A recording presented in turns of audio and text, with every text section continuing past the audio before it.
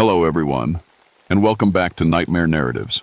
I can picture some of you already in bed, maybe some of you just getting home from work. Wherever you are, whatever time it is, I'm glad you're here. If this helps you relax or sleep, please like and subscribe. It means a lot. Now let's get you comfortable, and I'll tell you tonight's story. My name is Daniel Rockwell, and I've been a park ranger for 17 years now. Most of that time, I've worked the cliffs and gorges of South Cumberland State Park in Tennessee. When people ask me what I do for a living, I tell them I help folks who get stuck on rock faces. What I don't tell them is how many times I've pulled dead bodies out of those same places. Savage Gulf is what we call the Big Gorge system here. It's 15,000 acres of deep cuts in the earth, with waterfalls that drop 200 feet straight down. The Cherokee used to call it the place of the dead. I always thought that was just because it's dangerous. Lots of ways to fall and die if you're not careful. I was wrong about that. Before I tell you what really happened in June of 1984, you need to know I'm not the kind of guy who believes in ghost stories. I've got advanced rope rescue training.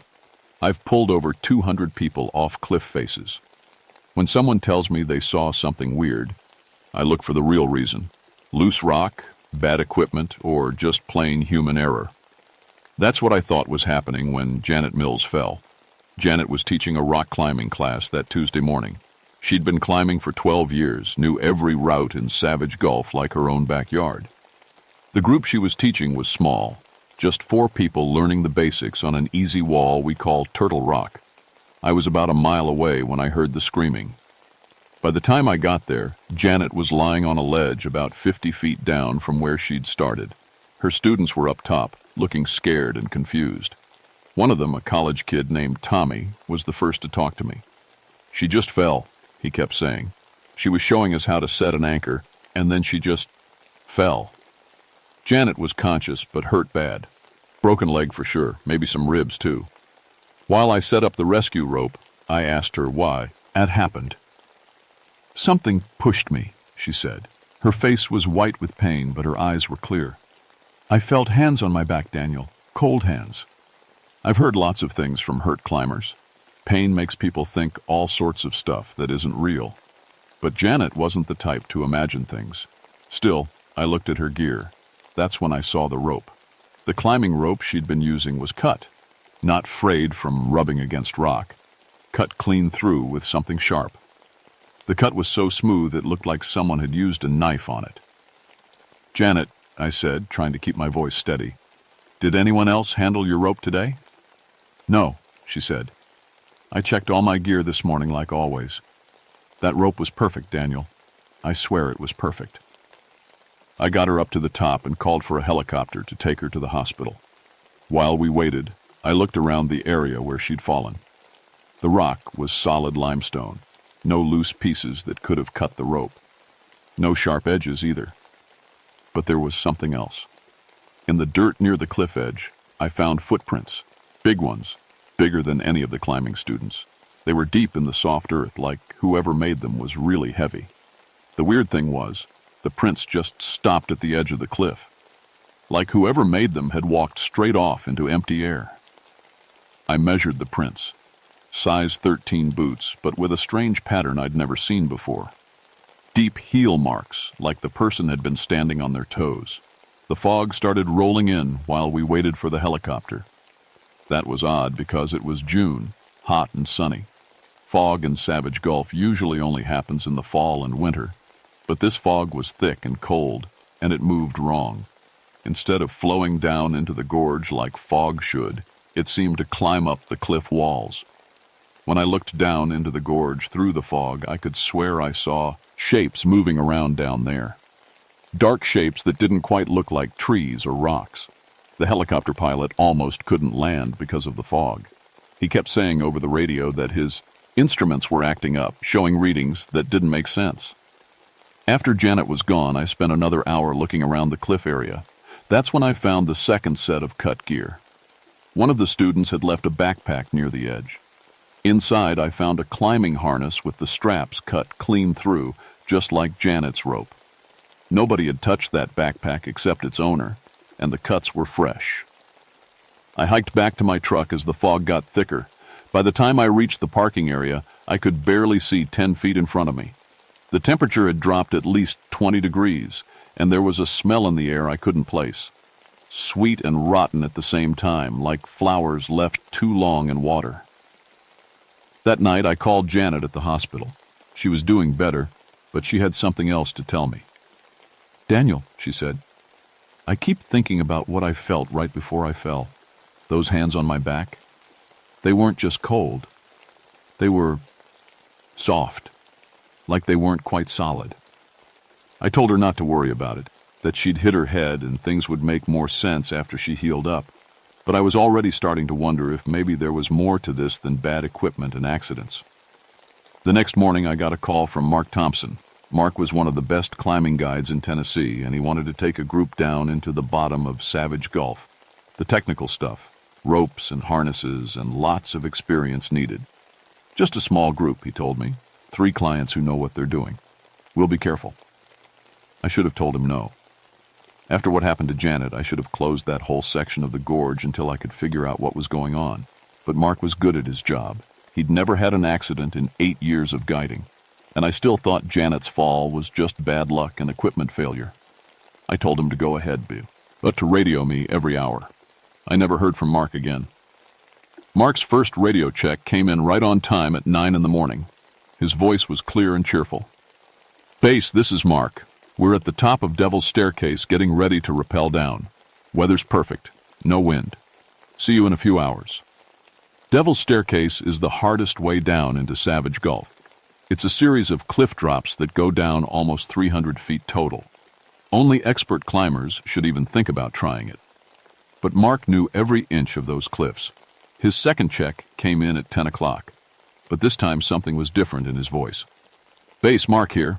We're about halfway down the second pitch, having some equipment issues. Nothing serious, just checking our gear more carefully." I asked him what kind of equipment issues. "Ropes keep getting twisted up," he said. "And Sarah's harness buckle came undone twice. We're being extra careful." That got my attention. Sarah Chen was one of Mark's clients, but she wasn't a beginner. She'd been climbing for 15 years and knew her gear inside and out. Harness buckles don't just come undone by themselves. "Mark, maybe you should head back up," I said into the radio. "Nah, we're good," he replied. "Just need to move slower." I should have insisted. I should have gone down there myself. The third radio check never came. At 11:15, I tried calling Mark. Nothing. At 11:30, I tried again. Still nothing. By noon, I was hiking toward Devil's Staircase with a full rescue pack and enough rope to get down to the bottom of the gorge if I had to. The fog was back. It had started forming while I was still in the parking lot, and by the time I reached the top of the cliffs, it was so thick I could barely see the edge. The temperature had dropped again, and that sweet, rotten smell was stronger. I called down into the gorge, hoping to hear Mark or one of his clients call back. The fog seemed to swallow my voice. Even the echo was wrong. Instead of bouncing back from the opposite cliff wall, my shouts seemed to get absorbed into nothing. I set up my rappel gear and started down Devil's Staircase. The first 100 feet went fine. The rock was solid, my ropes were good, and I could follow the route Mark would have taken. But as I got deeper into the gorge, things started feeling wrong. The fog was moving in ways that didn't make sense. Sometimes it would clear out completely, giving me a perfect view of the rocks below. Other times it would close in so thick I couldn't see my own hands. And it was cold. Not just cool like normal fog, but really cold, like winter air. Halfway down the second cliff section, I found Mark's first piece of gear. It was a carabiner, one of the metal clips climbers use to connect ropes to the rock. It was wedged into a crack about 20 feet to the right of the normal climbing route. When I got closer, I saw that it was bent almost in half. I've seen carabiners break under extreme loads, but I'd never seen one bent like this. It looked like someone had grabbed both ends and twisted them with their bare hands. A carabiner like that is made of aircraft aluminum. It takes thousands of pounds of force to break one. To bend it like this would take even more force, applied in exactly the right way. I kept going down. At the bottom of the second cliff, I found Sarah's helmet. It was sitting on a narrow ledge, upright, like someone had carefully placed it there. But Sarah should have been wearing that helmet. No experienced climber takes their helmet off while they're still on the cliff. I called out again. This time I heard something call back. It wasn't quite an echo. It sounded like my own voice, but different. Like someone was copying the words but didn't quite understand what they meant. The fog cleared for a moment and I could see down to the bottom of the gorge. There was something moving down there, something big and dark that didn't move like a person. It seemed to flow rather than walk, sliding between the trees and rocks like it was made of the same stuff as the fog. Then the fog closed in again, and I couldn't see anything. I was still 100 feet from the bottom when I found Mark. He was hanging from his rope about 30 feet below me, not moving. At first I thought he might just be resting, taking a break on the cliff face. But as I rappelled down toward him, I could see that something was very wrong. Mark was hanging upside down. His feet were tangled in the rope above him, and his head was pointing toward the ground. That's not how a climbing accident happens. When climbers fall, they fall feet first. The safety systems are designed to keep them upright. It was like something had grabbed him and flipped him around. I reached Mark's position and checked for a pulse. He was alive, but unconscious. His face was blue from hanging upside down, and he'd been there long enough that blood was pooling in his head. Getting him turned right side up was one of the hardest technical rescues I'd ever done. I had to set up a complicated pulley system while hanging from the cliff myself, all in fog so thick I could barely see what I was doing. While I worked, I kept hearing things. Sounds that might have been voices or might have been wind moving through the rocks. Sometimes it sounded like someone was calling my name, but when I looked around, there was nothing but fog. It took me almost an hour to get Mark stable and ready to haul up to the top. During that whole time, I didn't see or hear any sign of his other two clients. As I started pulling Mark up the cliff, the fog began to clear. That's when I saw them. Sarah and the third client, a guy named Pete, were at the bottom of the gorge. They weren't moving. From where I was, I couldn't tell if they were hurt or dead, but they were both lying in impossible pose. Itchins, like they'd fallen and landed in ways that bodies don't normally land. I got Mark up to the top of the cliff and called for another helicopter evacuation. While I waited, Mark started to wake up. "Daniel?" he said. His voice was weak and confused. "What happened to me?" "You had an accident," I told him. "You were hanging upside down from your rope." "That's not possible," he said. "I remember setting up the rappel. Everything was normal. Then—" He stopped talking and looked around. "Where are Sarah and Pete?" I told him they were still down in the gorge, and that I was going back for them as soon as the helicopter took him away. "No," Mark said, grabbing my arm. "Don't go back down there. Something's wrong with that place. Really wrong." "What do you mean?" "The fog," he said. "It's not just fog. There's something in it. Something that watches you." Mark's grip on my arm was tight, and his eyes were wide with fear. In 8 years of guiding climbers through dangerous places, I'd never seen him scared of anything. "I saw it," he whispered, "right before everything went black. A shadow, but not a shadow. It was tall, taller than any person, and it had eyes." The helicopter arrived before he could tell me any more. As they loaded Mark on the stretcher, he kept saying the same thing over and over. "Don't let anyone else go down there. Something lives in that gorge." After the helicopter left, I stood at the edge of the cliff and looked down into Savage Gulf.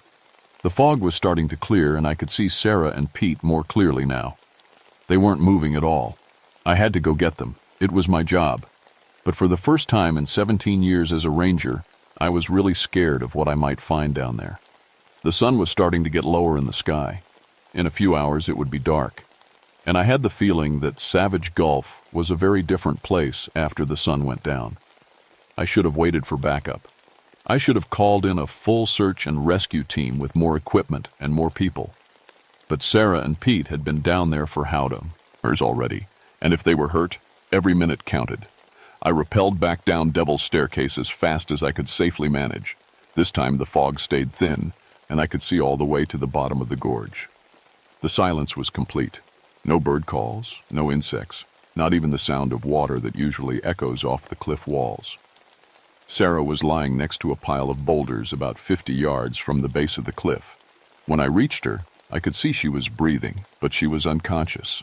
Her climbing gear was scattered around her like it had been torn off and thrown aside. But it was the way she was lying that made my skin crawl. She was on her back with her arms spread wide, but her head was twisted around so far that she was looking straight down at the ground. No person can turn their head that far. It should have broken her neck. I checked her pulse and breathing.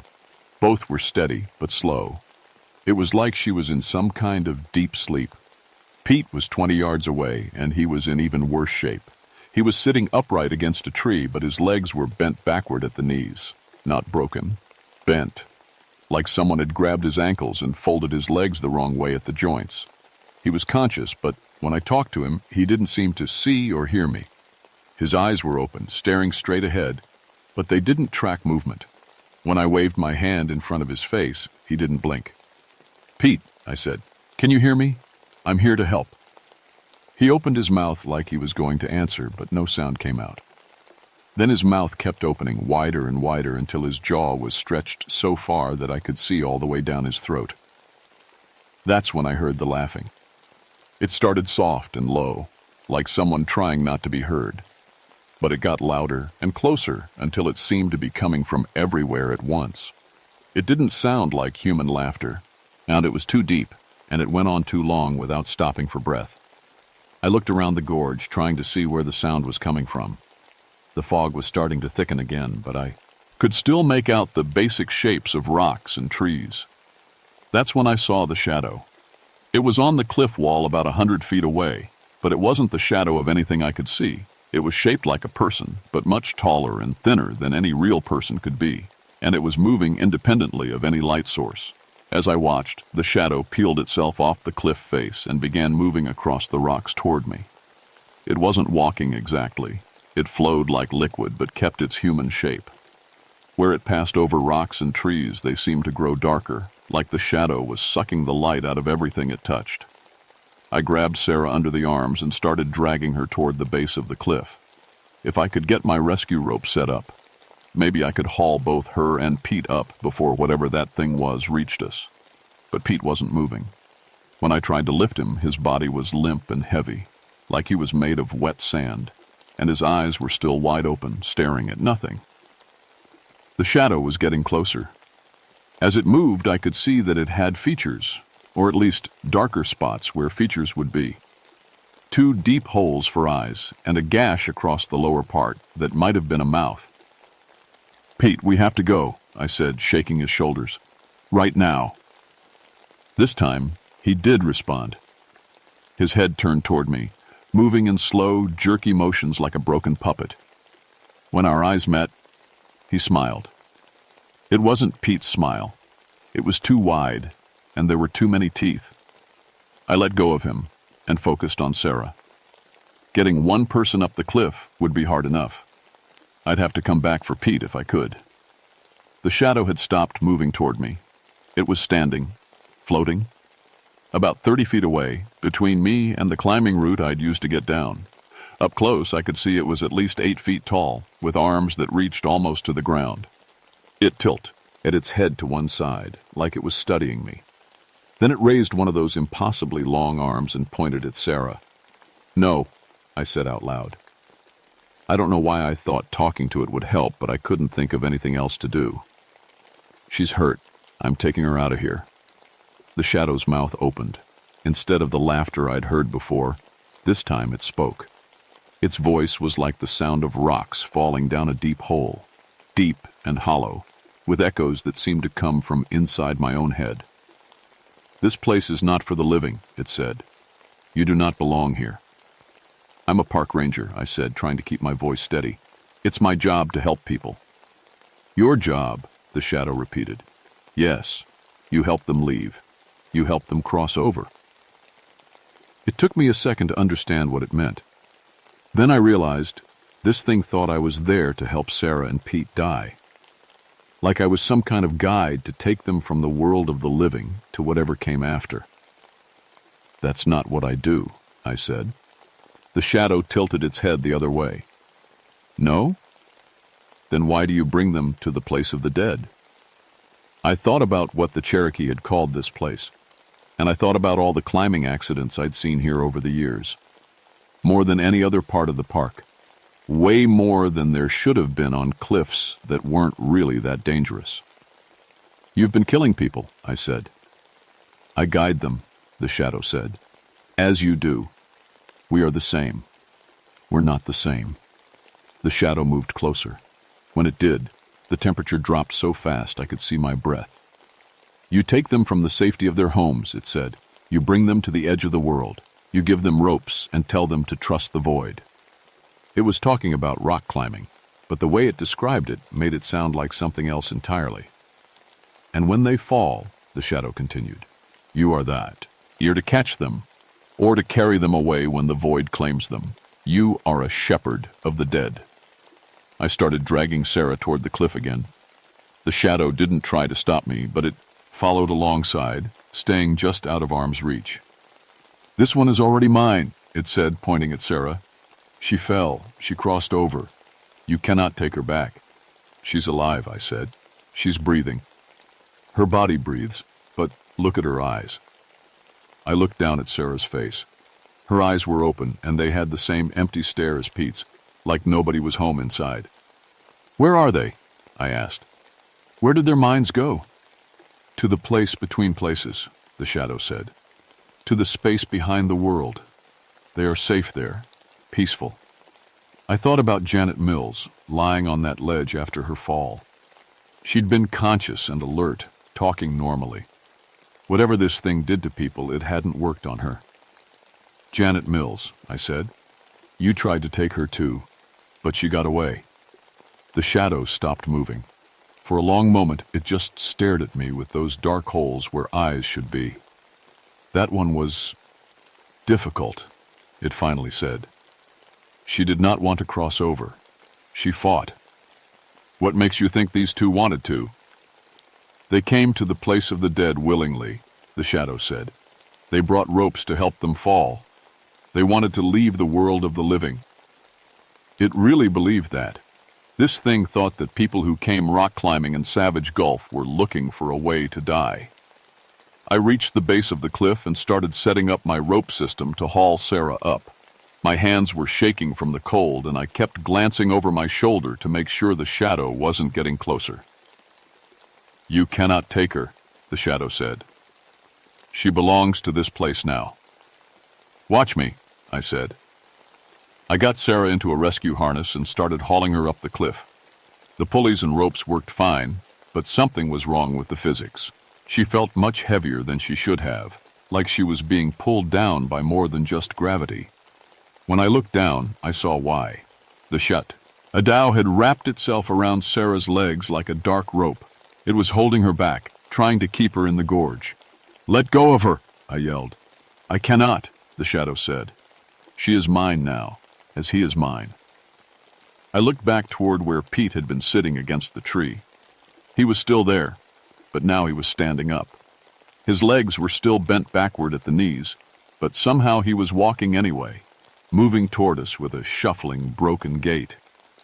And he was still smiling, that terrible smile with too many teeth. I pulled harder on the rope, trying to drag Sarah up faster. The shadow's grip on her seemed to be weakening, but now Pete was only about 10 feet away. Help me, Pete said, but his voice was wrong, like it was coming from somewhere else and just using his mouth to make the sounds. Let me help you cross over, Pete said. It's peaceful here. No pain, no fear. His backward legs gave out and he collapsed, but instead of falling, he sank into the ground like it was made of water. A few seconds later, he popped up right next to where I was standing. I stumbled backward and almost fell off the narrow ledge I was standing on. Pete reached for me with arms that were suddenly too long, stretching out like rubber. Come with us, he said. You belong here too. You've always belonged here. That's when I finally understood what I was dealing with. This wasn't just some guardian spirit protecting a sacred place. This thing was a collector. It took people who came to Savage Gulf and added them to itself somehow, making them part of whatever it was. And it had been doing it for a long time.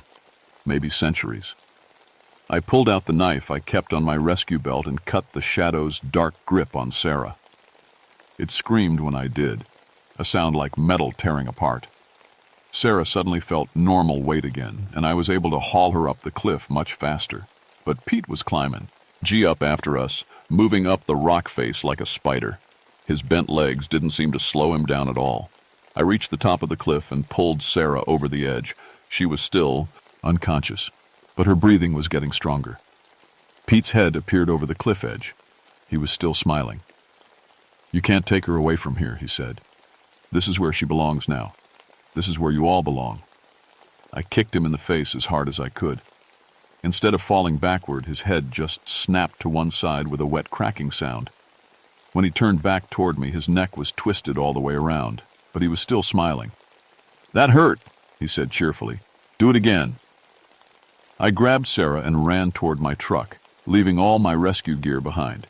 I could hear Pete climbing over the edge of the cliff behind me, and something else too, something big moving through the trees, keeping pace with us. The shadow was following us up out of the gorge. By the time I reached the parking area, it was getting dark. I loaded Sarah into my truck and called for another helicopter evacuation on my radio. "This is Ranger Rockwell requesting immediate medical evacuation at Savage Gulf parking area," I said. "One unconscious climber, possible head injury." The dispatcher's voice crackled back through the radio. "Daniel, we show that you already called in 2 evacuations from that location today. What's your status?" I looked back toward the woods. I could see Pete standing at the edge of the tree line watching us, and behind him a dark shape that was too tall to be human. "My status is that Savage Gulf needs to be closed," I said. "Right now, nobody else comes down here." "Daniel, are you all right? You sound—" I turned off the radio and focused on Sarah. Her eyes were starting to move around like she might be waking up. The helicopter arrived 20 minutes later. As the paramedics loaded Sarah onto a stretcher, she grabbed my arm. "Did you get Pete?" she asked. I looked back toward the woods. Pete was still there, still watching, still smiling. "Yeah, I lied. I got him out too." Sarah squeezed my arm. "Thank you," she said. "I had the strangest dreams while I was down there. I dreamed I was flying." After the helicopter left, I sat in my truck and tried to figure out what to put in my incident report. How do you explain something like this to people who weren't there? I was still trying to come up with an answer when Pete walked out of the woods and tapped on my driver's side window. "You forgot someone," he said through the glass. His voice was muffled, but I could still hear him clearly. I started the truck and drove away as fast as I could. In my rearview mirror, I could see Pete standing in the middle of the road, waving goodbye. He was still there when I lost sight of him around the first curve. I didn't sleep that night. Every time I closed my eyes, I saw Pete's twisted smile and those empty stares. I kept telling myself it was all some kind of hallucination brought on by stress and exhaustion. People don't bend their legs backward and walk around. Shadows don't talk to you. But I knew what I'd seen was real. The next morning, I drove to the Cherokee Nation Cultural Center in Chattanooga. If the Cherokee had called Savage Gulf the place of the dead, maybe someone there could tell me why. I found Mary Sequoia in the research library, working on a project about traditional Cherokee spiritual sites. She was a small, elderly woman with silver hair and sharp eyes that seemed to see right through me. "You've been to Savage Gulf recently," she said before I even introduced myself. It wasn't a question. "How did you know?" "You have the smell of the shadow world on you," she said. "And you look like someone who has seen things he doesn't understand." I told her everything that had happened over the past 2 days. When I finished, Mary nodded like none of it surprised her. "The Cherokee have stories about that place, going back hundreds of years," she said, "long before it became a state park. We called it Nvi Amayehi, the place where spirits cross over." "Cross over to where?" "To the Nightland," she said. "The realm of the dead and the unborn. In our tradition, certain places are thin spots where the 2 worlds touch. Savage Gulf is one of the thinnest." Mary led me to a table covered with old books and photocopied papers. She pulled out a hand-drawn map that looked like it was at least a century old. This was made by my great-grandfather, she said, pointing to markings on the map. He was a medicine man. These symbols show the sacred sites where the barrier between worlds is weak. I recognized the shape of Savage Gulf on the map. It was marked with a symbol that looked like a human figure with its arms raised. What does that symbol mean? It's the sign for a guardian of the crossing, Mary said. A spirit that helps souls move from this world to the next. But not all guardians are benevolent. She turned to a page in one of the books. It was written in Cherokee syllabary, but there was an English translation underneath. This is a story about the Shadow Walker of Envi Amayehi, she read. It says that long ago, a Cherokee warrior was guarding the crossing place when enemy raiders attacked his village. He chose to stay at his post instead of going to help his people. When he finally left the crossing place, he found his entire family dead. Mary looked up at me. The guilt and rage changed him. Instead of helping souls cross over peacefully, he began forcing them to cross, taking them before their time. The other Cherokee tried to stop him, but he had become something more than human. So this thing has been killing people for hundreds of years? Not killing, Mary said. That's the problem.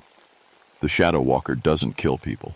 It takes them to the space between the worlds and keeps them there. They're not alive, but they're not dead either. They're trapped. I thought about Pete, walking around with his legs bent backward. About Sarah's empty stare. How many people has it taken? No one knows, Mary said. But in Cherokee tradition, we have ceremonies to try to call lost souls back from the Nightland. The problem is, the Shadow Walker has grown stronger over the years. It's harder and harder to get people back once it takes them. There has to be a way to stop it. Mary was quiet for a long moment. There is, she finally said, but it's dangerous, and you probably won't survive it. She told me about a Cherokee ritual called the Soul Challenge. It was something medicine men used to do when they needed to enter the Nightland and bring someone back. The person doing the ritual has to go to the crossing place and challenge the guardian directly, Mary explained. If you win, you can demand the return of the souls it's taken. If you lose, I become one of its prisoners. Or worse, the Shadow Walker might decide you'd make a good replacement guardian. Then you'd be trapped there forever, taking other people just like it does. I asked Mary if she would help me perform the ritual. I can't, she said. I'm too old, and I'm not trained in the old ways like my great-grandfather was. But I can tell you what you need to do. She spent the next hour explaining the ceremony. It involved fasting, ritual purification, and specific words that had to be spoken in Cherokee. The most important part was that I had to go back to Savage Gulf at midnight and call the Shadow Walker by its true name. What is its true name? Atsila Sagonige, Mary said. Fire that consumes. But Daniel, you need to understand. Once you speak that name in the crossing place, there's no going back. The Shadow Walker will come for you whether you're ready or not. I spent the rest of the day preparing. I fasted like Mary had instructed, and I practiced pronouncing the Cherokee words she'd taught me. I also gathered some supplies I thought I might need: extra flashlights, rope, and my service pistol. I knew the gun probably wouldn't do any good against something like the Shadow Walker, but it made me feel better to have it. 11:30 that night, I drove back to Savage Gulf. The parking area was empty except for Pete. He was sitting on the hood of a car that wasn't there when I'd left that morning. Probably belonged to one of Mark's clients. He waved at me cheerfully as I got out of my truck. You came back, he said. I knew you would. His legs were still bent backward and his neck was still twisted around, but he seemed happy to see me. I came back for you and Sarah, I said. And anyone else that thing has taken. Pete laughed. You can't take us back, he said. We don't want to go back, it's better here. Pete, that's not really you talking. That thing is controlling you. No, Pete said, hopping down from the car. I'm more myself than I've ever been. I can see everything now. All the connections. All the patterns. Do you want to know what I see when I look at you? Not really.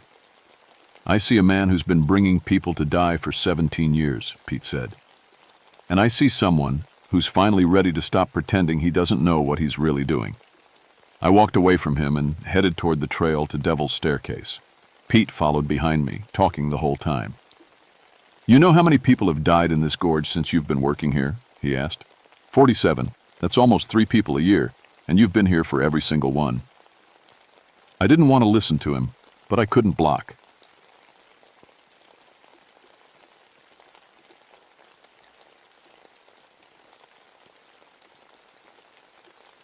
"My name is Patricia Kirkwood, and I've been a park ranger for 13 years now.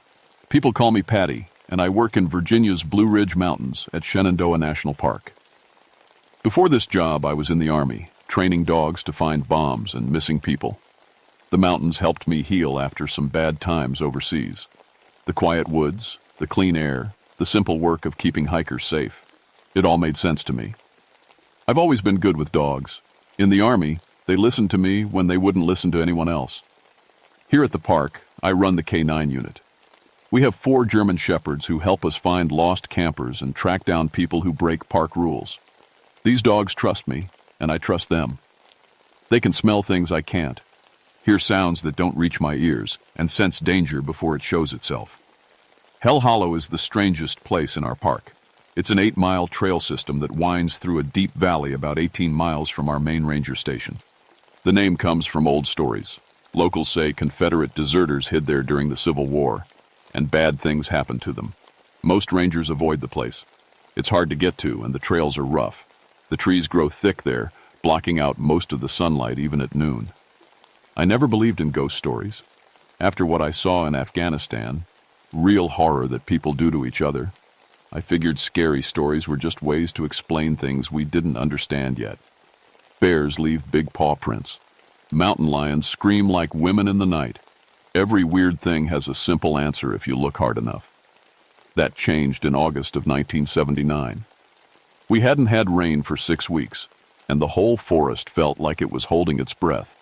Every leaf was dry as paper, and you could smell smoke from the smallest campfire miles away. The air hung heavy and still, making even the toughest hikers move slow and drin. Extra water. On August 15th, we got a call that changed everything. 5 college students from Virginia Tech had been camping in Hell Hollow for 4 days, and nobody had seen them come out. Their families were worried sick. The kids were supposed to check in every day using the emergency phone at the trailhead, but they'd gone quiet after the first night. My supervisor, Chief Ranger Williams, assigned me to lead the search. "Take the dogs," he said. "If anyone can find them fast, it's you and your team." I felt good about it. Lost hikers were our specialty, and 5 people leave a trail even a rookie could follow. I loaded up my truck with water, first aid supplies, and radio equipment. The 4 search dogs, Rex, Bruno, Shep, and Lady, jumped into their transport cages like they always did, ready to work. The drive to Hell Hollow takes 45 minutes on winding mountain roads. The closer we got, the quieter my dogs became. Usually they'd be panting and whining, excited to get out and start searching. This time they just sat in their cages, staring out at the forest with their ears pinned back. When we reached the trailhead parking area, I found the students' cars right where they should be. 2 old station wagons with Virginia Tech stickers and camping gear strapped on top. Nothing looked wrong, no broken windows, no signs of trouble. I radioed back to headquarters that we'd arrived and started getting the dogs ready. That's when I first noticed something was off. Rex, my lead dog and the smartest animal I'd ever worked with, wouldn't get out of his cage. He pressed himself against the back corner and made a low, whining sound I'd never heard before. The others did the same thing. In 6 years of working together, I'd never seen them act scared of anything. I opened Rex's cage door and tried to coax him out with his favorite treats. He looked at me with the pseos, dark brown eyes like he was trying to tell me something important. Finally, he stepped down from the truck, but he stayed close to my legs and kept looking back toward the trail. Entrance. The other dogs followed his lead, moving in a tight group instead of spreading out like they usually did. "What's wrong, boys?" I asked, scratching Rex behind the ears. His fur felt damp with sweat even though the morning was cool. "Just some lost campers. Easy day." I clipped on their tracking leads and pulled out the evidence bag, a t-shirt one of the missing students had left in his car. The dogs sniffed it and immediately picked up the scent trail leading into Hell Hollow. But instead of pulling forward like hunting dogs should, they planted their feet and pulled back toward the truck. "Come on," I said, tugging gently on Rex's lead. "This is what we do." Rex took a few steps toward the trail, then stopped and made that whining sound again. All 4 dogs were now pressed against each other, hackles raised, staring down the dark path between the trees. I'd seen dogs react to bears this way, and mountain lions, but there was something different about this. They weren't just afraid. They were trying to protect me from something. I decided to trust them. In all my years of working with search dogs, they'd never been wrong about danger. If they thought Hell Hollow was unsafe, maybe we needed backup. I radioed the station and asked them to send another ranger to meet us. While we waited, I walked around the parking area looking for clues. The students' campsite registration showed they'd planned to hike the full 8-mile loop and camp at the designated spot 3 miles in. Nothing unusual there.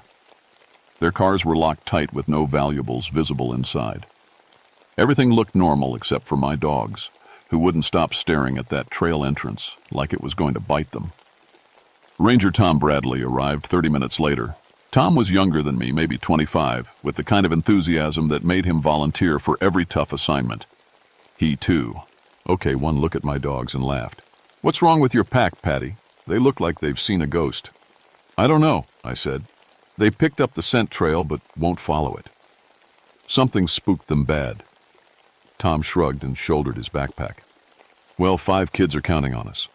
Dogs or no dogs, we need to find them before this drought gets any worse. Weather Service is calling for lightning tonight." He was right, but I still felt uneasy as we started down the Hell Hollow trail. The dogs came with us, but stayed bunched up between Tom and me instead of ranging ahead to track. The forest felt wrong somehow. Too quiet, too still. No birds singing, no squirrels chattering, no insects buzzing. Just our footsteps on the dry leaves and the sound of our breathing. After about a mile, Rex suddenly stopped and growled. Not his warning bark or his playful rumble. A deep, serious sound that made the hair on my neck stand up. He was staring off into the trees to our left, body tense and ready to fight or run. "What is it, boy?" I followed his gaze but saw nothing except shadows and undergrowth. Tom stopped beside me and pulled out his binoculars. "Probably just a deer. These dogs are really worked up about something." That's when we smelled it. A thick, awful smell like rotten eggs mixed with something burning. It was so strong it made my eyes water. The dogs started whining and backing up, pulling their leads tight. "Dead animal," Tom said, covering his nose with his shirt. "Maybe a bear that died in this heat. That would explain why your dogs don't want to be here." It made sense, but the smell seemed to be moving with us instead of coming from one spot. Every time we thought we'd walked past it, there it was again, hanging in the air like invisible smoke. We found the students' campsite 2 hours later. The moment I saw it, my stomach dropped. Their tents were shredded, not torn by wind or weather, but ripped apart by something with claws. Sleeping bags and camping gear were scattered everywhere. A cooler lay on its side, contents spilled, out, and spoiled. But it was the marks in the dirt that really scared me. Paw prints, bigger than any dog I'd ever seen, pressed deep into the dry ground around the destroyed campsite. They were everywhere, dozens of them, like a whole pack had circled the tents before attacking. Tom knelt down beside one of the clearest prints. "Jesus, Patty, look at the size of this thing." The print was almost as long as his hand and twice as wide. 5 toe marks with claw scratches extending an inch beyond each toe. Whatever made it had to weigh at least 150 pounds, maybe more. "Mountain lion?" Tom asked, but he didn't sound convinced. I shook my head. "Wrong shape. Too wide, too many toes. This looks like a dog print, but no dog gets this big." My 4 search dogs were now pressed against my legs, trembling. Rex kept looking around the destroyed campsite like he expected something to jump out at us. I'd never seen him this scared. Not even during thunderstorms, or when we found that injured bear last spring. We called out for the missing students, shouting their names and listening for any response. Nothing came back except our own voices echoing off the valley walls. The forest stayed dead quiet, like even the trees were afraid to make noise. "We need to call this in," I told Tom. "5 people don't just disappear, and whatever did this to their campsite might still be around." But when I tried to use my radio, all I got was static. The battery was full, and the unit had worked fine at the parking area. But now, it just made crackling sounds. Tom's radio did the same thing. "Equipment failure?" he asked. "Both radios at the same time? That doesn't happen." We decided to follow the trail deeper into Hell Hollow, looking for any sign of where the students might have gone. Maybe they'd run when their campsite was attacked. Maybe they were hiding somewhere, hurt and red, waiting for help. The paw prints led away from the campsite in all directions, but most of them headed toward the heart of the valley where the old Civil War sites were marked on our maps. I'd never been back there. Hell Hollow was too remote and dangerous for regular patrols. But I knew the stories. Confederate deserters had hidden in these mountains, and Union soldiers had hunted them down. Some say they found a whole group of deserters and shot them right there in the valley. Others say the deserters were never found, that their ghosts still wander the hollow looking for revenge. Standing in that destroyed campsite with my terrified dogs and those impossible paw prints all around us, those old stories didn't seem so crazy anymore. We followed the paw prints deeper into Hell Hollow, but every step felt like a mistake. The trees grew thicker and taller, blocking out so much sunlight that it felt like evening even though it was only noon. My dogs stayed right beside me, looking over their shoulders every few seconds like something was following us. The trail wound down into the valley, getting narrower and more overgrown. Old Civil War markers appeared every quarter mile, rusted metal signs that told about battles and troop movements from more than 100 years ago. Most were too faded to read, but I caught words like Confederate retreat and Union pursuit. "Look at this," Tom called from up ahead. He was standing beside a historical marker that looked newer than the others. The metal plate was green with age but still readable. Hell Hollow Executions, 1863. On this site, Union forces captured and executed 12 Confederate deserters who had been hiding in these mountains for 6 months. Local residents reported strange occurrences following the executions, including sightings of large black dogs guarding the burial site. "Black dogs," I muttered low, looking down at the massive paw prints we'd been following, just like in the old stories. Tom laughed, but it sounded forced. "Come on, Patty. You don't believe in ghost dogs, do you?" Before I could answer, Rex started barking. Not his normal bark, but a wild, panicked sound that echoed through the valley. He was staring into the trees about 50 yards ahead, his whole body rigid with fear. The other dogs joined in, creating such a racket that birds finally started flying out of the trees. That's when I saw them. At first, they looked like shadows moving between the tree trunks, but shadows don't have eyes, and these things had eyes that glowed red like hot coals. I counted them as they moved. 1, 2, 5, 8, 12 dark shapes, each one bigger than any dog had a right to be. They weren't running toward us or away from us. They were just there, watching us, like they were deciding what to do with the people who'd wandered into their territory. "Tom," I whispered, trying not to move too fast. "Do you see them?" He raised his binoculars and went very still. "What the hell are those things?" The creatures, I couldn't think of them as dogs anymore, started moving closer.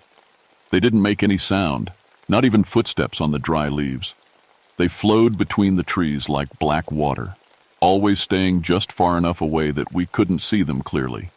But those red eyes never blinked, never looked away from us.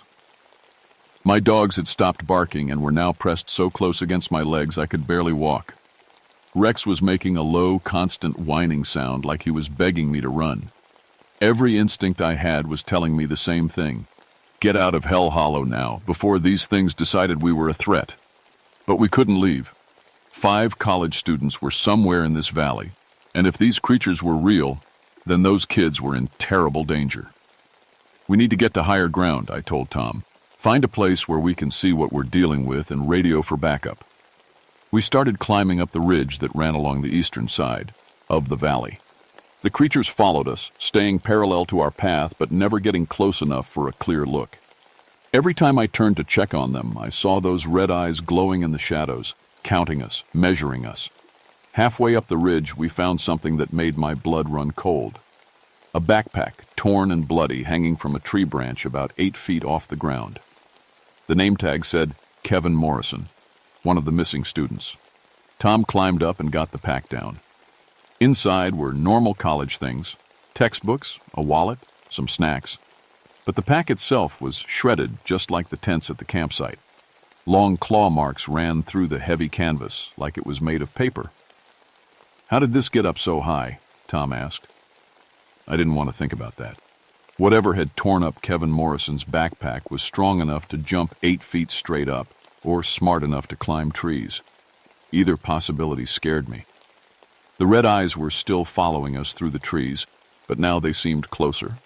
I could start to make out shapes, huge black bodies, pointed ears, teeth that looked too big and too white. They moved like wolves, but wolves don't have eyes that glow like fire, and they don't grow to the size of small horses. We reached the top of the ridge just as the sun started setting behind the mountains. From up there, we could see the whole valley spread out below us, miles of forest and hidden valleys where anything could be hiding. My radio still didn't work, but at least we had a good view of our surroundings. That's when Tom screamed. I spun around and saw one of the creatures standing right behind him, not 20 feet away. In the fading daylight, I could see it clearly for the first time.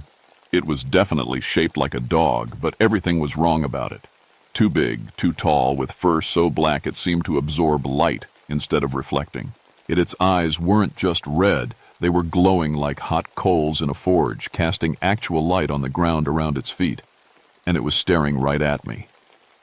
Tom was backing up slowly, his hands raised like he was surrendering to a wild animal. "Easy," he whispered. "Easy, boy. We're not here to hurt you." The creature tilted its head, almost like it was listening. Then it opened its mouth and let out a sound I'll never forget, part howl, part roar, and part something that no earthly animal should ever make. The sound echoed through the valley and came back to us from all directions. That's when I realized we were surrounded. They'd been herding us up the ridge like sheep, cutting off our escape routes one by one. Now 12 pairs of red eyes formed a circle around us in the growing darkness. My dogs were pressed against each other in the center of the circle, whimpering like puppies. The first creature took a step toward Tom. Its paw made no sound on the rocky ground, but I could see the muscles moving under its black fur. It was easily 6 feet long from nose to tail, with shoulders higher than my waist. "Patty," Tom whispered, not taking his eyes off the creature. "What do we do?" I didn't know. These weren't normal animals. They didn't act like wild dogs or wolves. They were too smart, too organized, too deliberate. Like they were thinking, planning, deciding what to do with the humans who'd invaded their territory. Then I remembered something from the historical marker we'd read. 12 Confederate deserters executed in 1863. 12 black dogs guarding the burial site. 12 red eyes surrounding us now on the ridge above Hell Hollow. "They're not just animals," I said quietly. "They're guarding something. That's why they haven't attacked us yet. We're not at the right place." The lead creature turned its burning gaze on me, and I swear it nodded like it understood what I was saying. That's when the lightning started. The first lightning bolt lit up the whole valley like a camera flash, and in that split second of brightness, I could see them now. Creatures, clearly. They weren't solid. The light went right through them in places, like they were made of smoke and shadow held together by pure will. But their eyes, those burning red eyes, were real enough to light up the darkness around us. Thunder crashed overhead, and the smell of rain mixed with that awful rotten egg stench that followed the creatures everywhere. But no rain fell, just dry lightning that split the sky and made the forest below us look like a nightmare. "We need to get down from this ridge," I shouted to Tom over the thunder. "Lightning's going to hit up here." But the creatures had other plans. As soon as we tried to move toward the trail, they closed in, forming a tighter circle around us, not attacking, just guiding us. They wanted us to go somewhere specific, and it wasn't back to safety. The lead creature turned and started walking down the opposite side of the ridge toward the deepest part of Hell Hollow. The others stayed around us, making sure we followed. My dogs had no choice. They were too scared to do anything but stay close to me and hope I could protect them. As we descended into the valley's heart, the lightning got worse. Bolt after bolt split the sky, and each flash showed us more of the creatures moving through the trees around us. There weren't just 12 anymore. Dozens of red eyes glowed in the darkness, all moving in the same direction, all herding us towards something we couldn't see yet. The forest floor changed as we walked. The normal dirt and leaves gave way to bare, burned ground that looked like nothing had grown there for years. The trees became twisted and black, reaching up like skeletal hands. Even the air felt different, thicker, hotter, full of that sulfur smell that made breathing painful. Then we saw the clearing. It was perfectly round, maybe 50 yards across, with nothing growing in it except dead grass and scattered bones. At the center stood 12 wooden posts, old and weathered but still standing. The remains of ropes hung from each post, and the ground around them was stained, dark with something that wasn't mud. "The execution site," Tom whispered. The creatures formed a wide circle around the clearing but wouldn't enter it themselves. They just sat on their haunches like normal dogs, watching us with those glowing eyes, waiting to see what we'd do. I understood now. This was their territory, their sacred ground, the place where 12 men had died over 100 years ago, cursing their executioners and swearing revenge. The black dogs weren't just guardians. They were the spirits of those executed soldiers, bound to this place by their anger and pain. "The missing students," I said. "They're here somewhere." We found them behind the execution posts, huddled together in a depression that might have been the original mass grave. All 5 students, alive but barely conscious, like they'd been drugged or scared into shock. They were covered in scratches and dirt, but breathing. "Kevin? Sarah? Can you hear me?" I knelt beside the closest student, a young woman with blonde hair and torn clothes.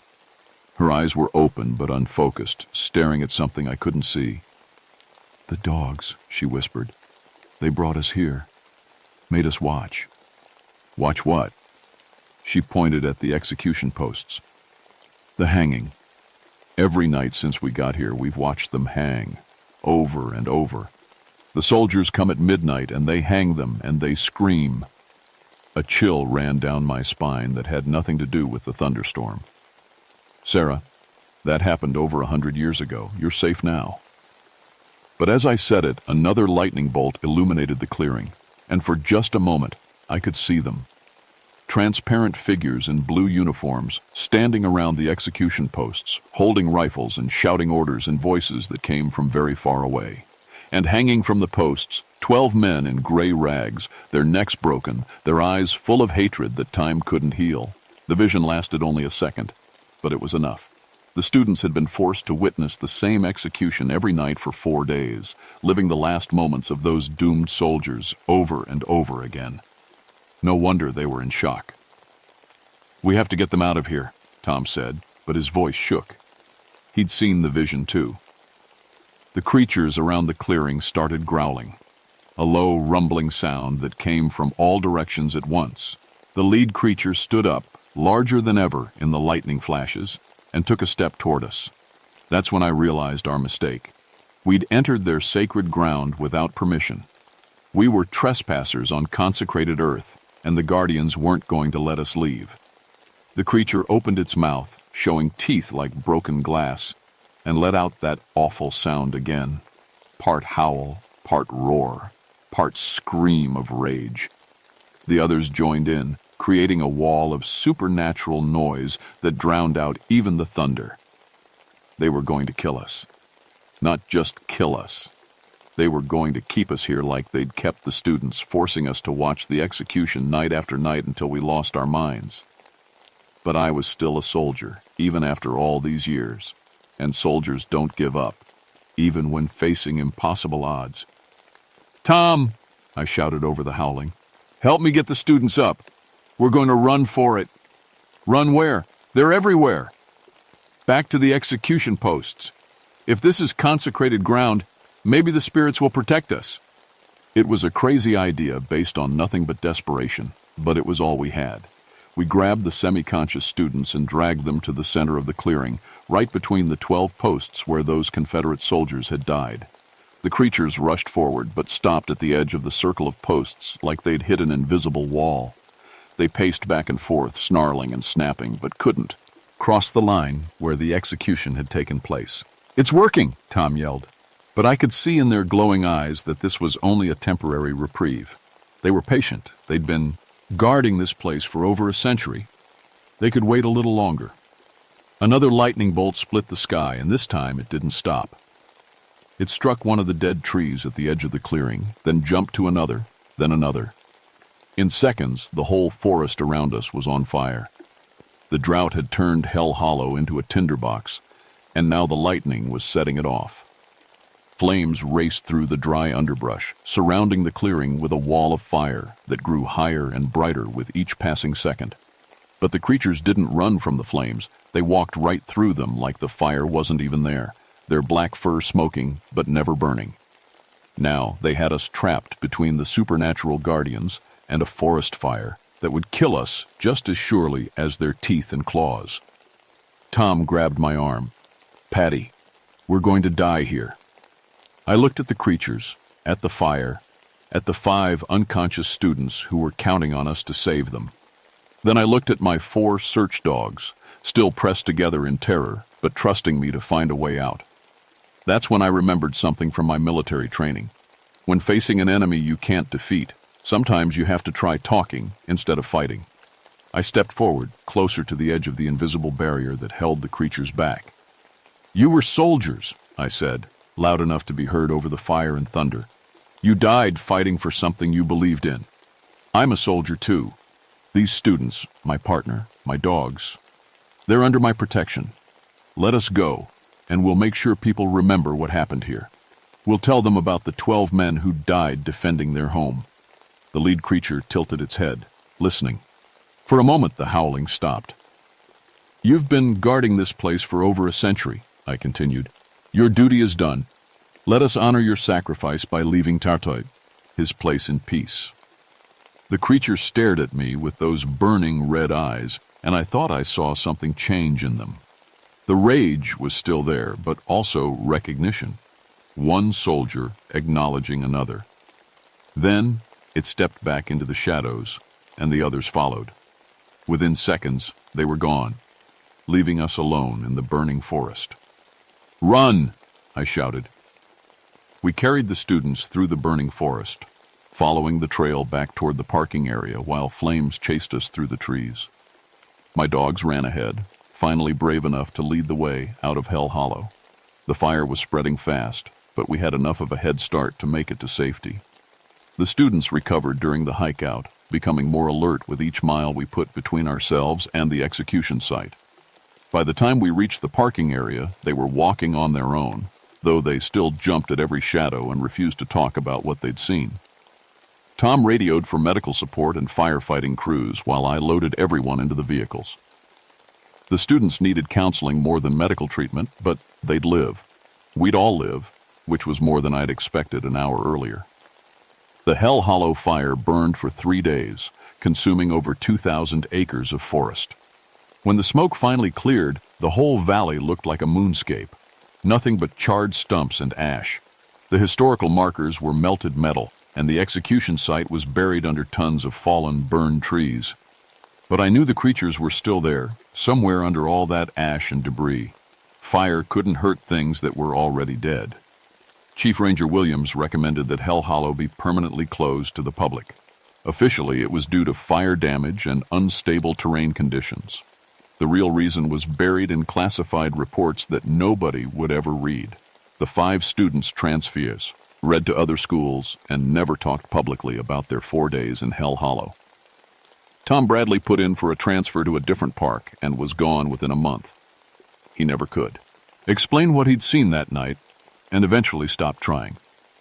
As for me, I developed a problem I never expected. I became afraid of dogs. Not just afraid, but terrified. Even my own search dogs, animals I'd worked with for years, made me break out in a cold sweat. Every time I looked into their eyes, I saw red flames staring back at me.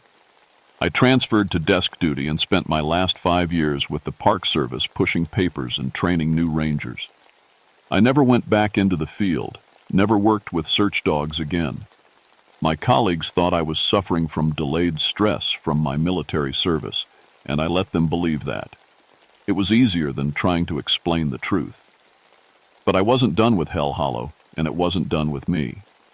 Over the years, I started collecting stories from other Civil War battlefields around Virginia: Gettysburg, Antietam, Bull Run, places where soldiers died angry and afraid, far from home. The stories were always similar: large black dogs seen at night, glowing red eyes in the forest, inexplicable animal attacks on campers and hikers. Park rangers at these sites would mention the incidents in their reports, then transfer to other jobs within months. Always the same pattern: good rangers, experienced outdoors people, suddenly afraid to work alone in the woods. I think the Hell Hollow creatures weren't unique. I think every place where soldiers died violently, especially places where they were executed or died feeling betrayed, has its own guardians now. Spirits bound by anger and duty, protecting ground that was consecrated with their blood. Most of the time, they leave people alone. Hikers and campers can visit Civil War sites safely as long as they show respect for what happened there. But disturb the wrong place, camp too close to a mass grave, treat sacred ground like a playground, and the guardians will remind you that some debts can never be paid. I'm retired now, living in a small town 50 miles from any Civil War battlefield. I don't keep dogs anymore, and I don't go camping. But sometimes, on hot August nights when thunderstorms roll through the mountains, I can still smell that sulfur stench on the wind. And sometimes, just before dawn, I see red eyes watching my house from the tree line. They haven't forgotten me. The guardians of Hell Hollow know I was there that night, know I saw their secret and lived to tell about it. They're patient.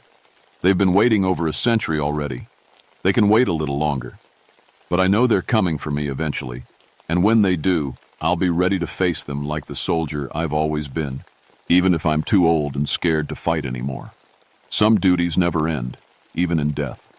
The 12 Confederate soldiers taught me that, and someday, when my own duty is finally done, maybe I'll understand what they were really protecting in that cursed hollow. Until then, I'll keep telling this story to anyone who'll listen, not because I want to scare people, but because they need to know. When you visit places where brave people died, show them the respect they earned with their sacrifice. Because the dead remember everything, and some of them are still standing guard.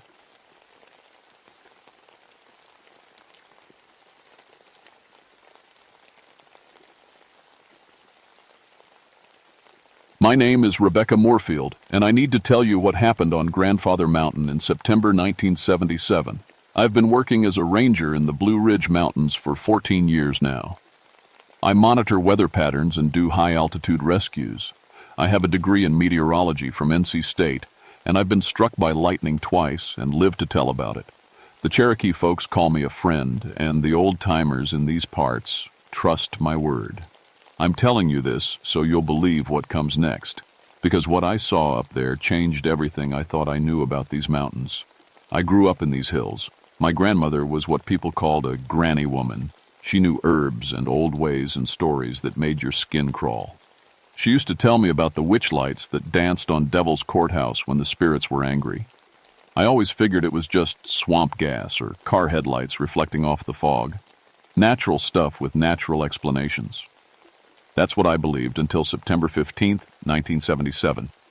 I was stationed at the weather monitoring post on Devil's Courthouse.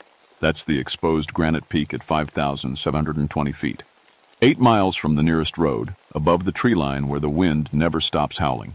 My job was to track storm systems coming through the mountains and radio warnings to the towns below. The morning started normal enough. I checked all my instruments: barometric pressure, wind speed, temperature readings. Everything looked standard for mid-September. A cold front was moving in from Tennessee, but nothing unusual about that. Then around noon, my equipment started acting strange.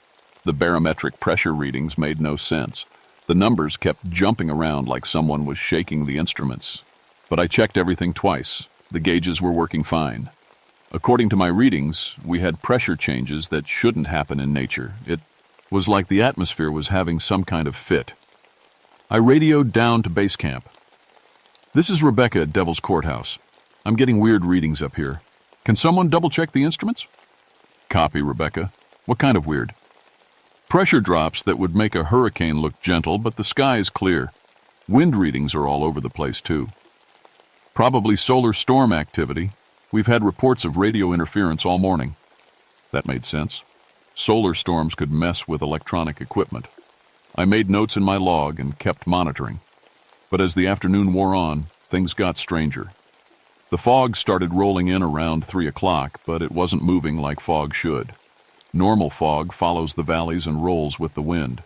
This stuff was moving uphill, against the breeze, forming shapes that looked almost planned out, like someone was drawing patterns in the air. I'd seen a lot of weather in my time. Mountain fog can do strange things, but this was different. This fog had purpose. My radio started crackling with static. Then I heard a voice come through. "Dispatch calling all units about a missing hiking party." 4 people from Asheville had been doing day hikes in the area. Their car was still at the trailhead, but they never came back. "Last known position was the Rough Ridge Trail heading toward Devil's Courthouse," the voice said. "If anyone has visual contact, please respond." I grabbed my binoculars and scanned the trails below. Nothing. Just that weird fog getting thicker, and my instruments going crazier by the hour. That's when I noticed my compass spinning. The needle wouldn't hold steady, just kept turning in slow circles like it was confused. I tapped it, thinking maybe the mechanism was stuck, but it kept spinning. I pulled out my backup compass. Same thing. Both needles turning like they were caught in some kind of magnetic whirlpool. "Okay," I said out loud to myself. "That's not solar storm activity." The temperature started dropping fast as evening came on, but it wasn't dropping evenly. I'd feel a cold spot, then step 2 feet away and it would be warm, like pockets of winter air were just sitting there waiting. By sunset, I couldn't raise anyone on the radio. Just static and the occasional burst of voices speaking languages I didn't recognize. Old languages that sounded familiar but wrong at the same time. I should have hiked down that night. Should have packed up my gear and headed for the road while I still could. But I had a job to do, and those missing hikers might need help finding their way back. So I stayed. As darkness fell over Devil's Courthouse, I saw the first light.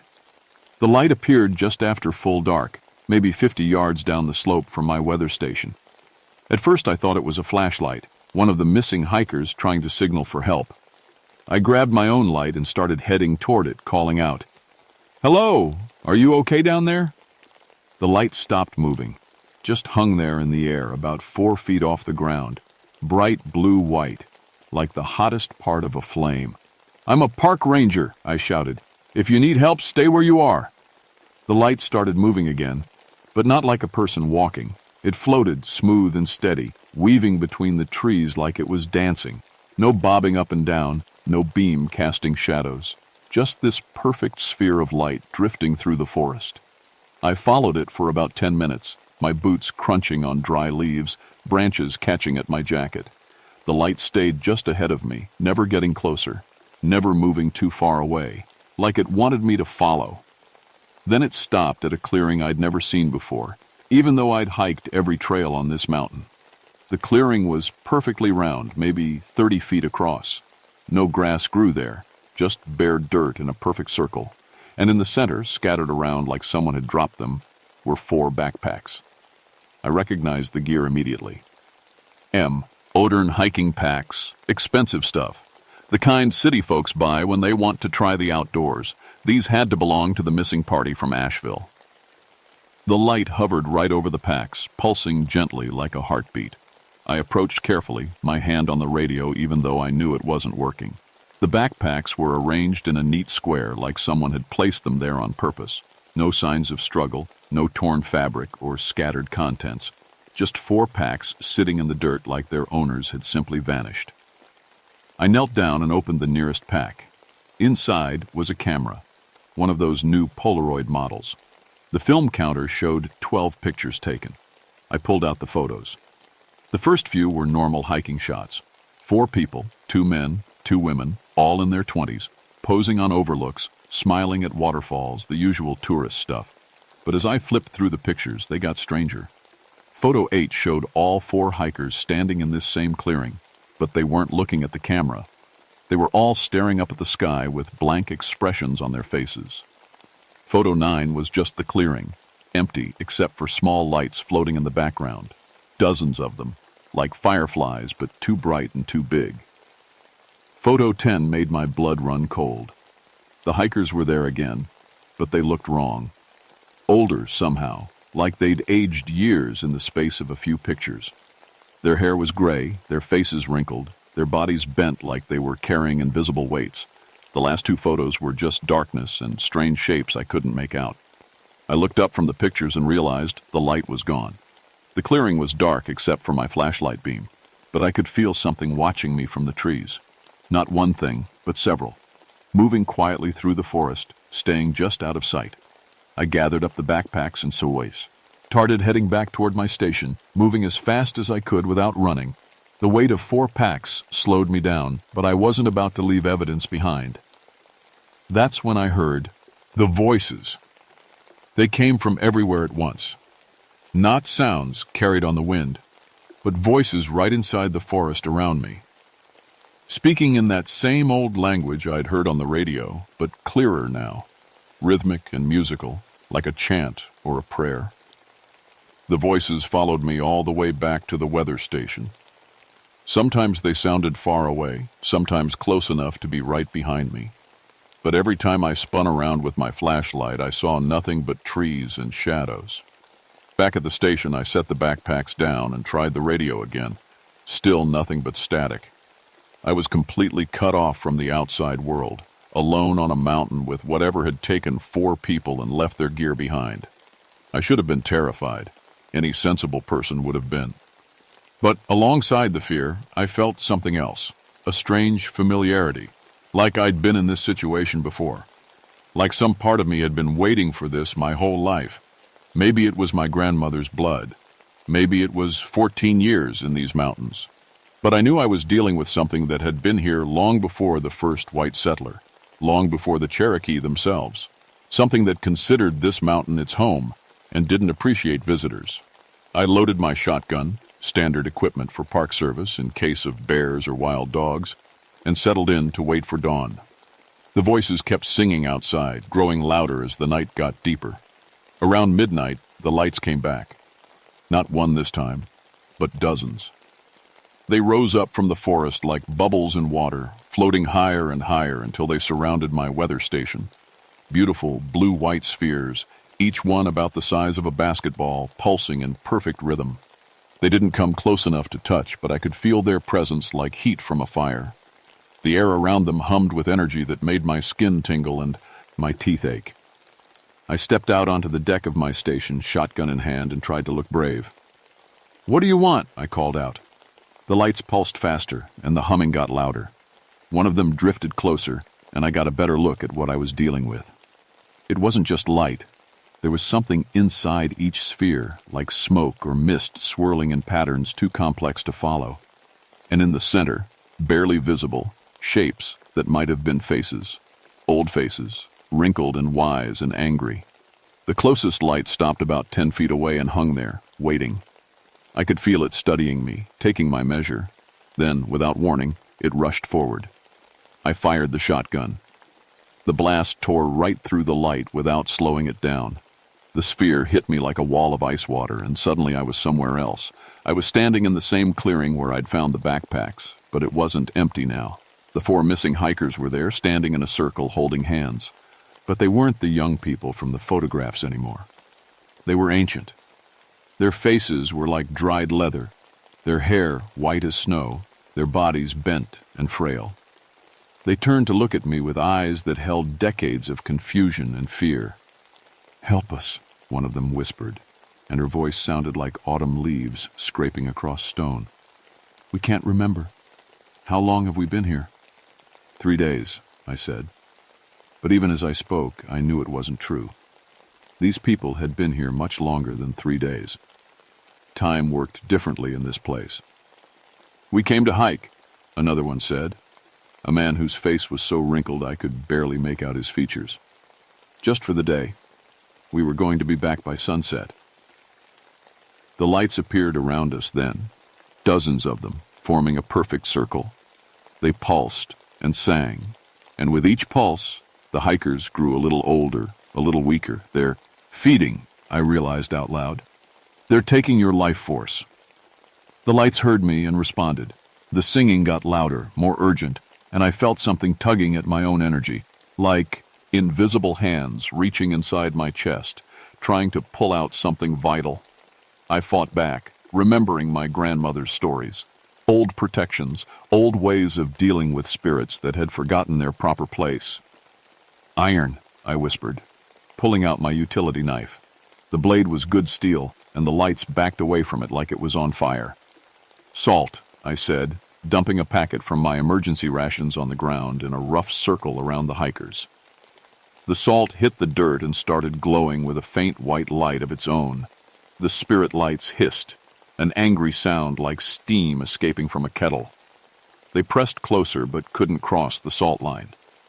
Cherokee words, I said, trying to remember the phrases my grandmother had taught me. Protective words, binding words, words that commanded respect from the old powers. Tanawa, I called out. I speak to the Tanawa spirits. These people are under my protection. The lights stopped pulsing. The singing died away.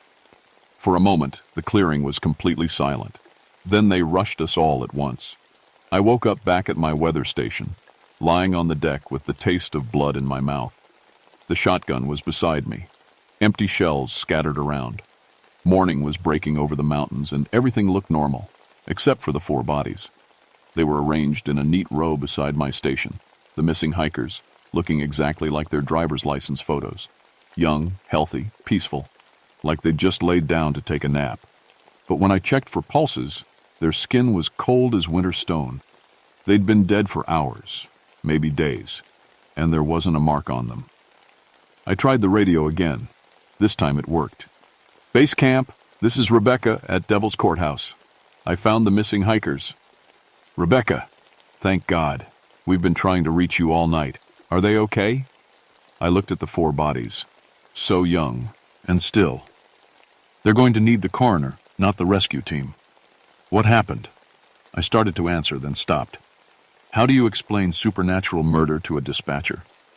How do you tell them that spirits drained 4 people to death? Heart failure, I said finally. All 4 of them. Might be something environmental up here. Bad air, altitude sickness. You better send a hazmat team along with the coroner. Copy that. Helicopter will be there in an hour. I spent that hour trying to make sense of what had happened.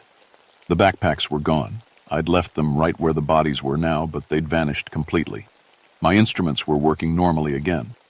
The fog had cleared, and the compass needles were pointing straight north like they should. Everything was back to normal, except for 4 dead people and the memory of lights that hunted human souls. The rescue helicopter arrived right on schedule. The pilot was a guy named Jim who'd worked with me on a dozen mountain rescues. Professional, efficient, no nonsense. Hell of a thing, he said, looking at the bodies. 4 healthy young people just dropping dead. You see anything unusual? Strange weather patterns, I said. Electromagnetic interference. Could have affected their heart rhythms. Jim nodded like that made sense. The coroner's team loaded the bodies into the helicopter and flew them down to Asheville for autopsy. The official report would say cardiac arrest, cause unknown, case closed.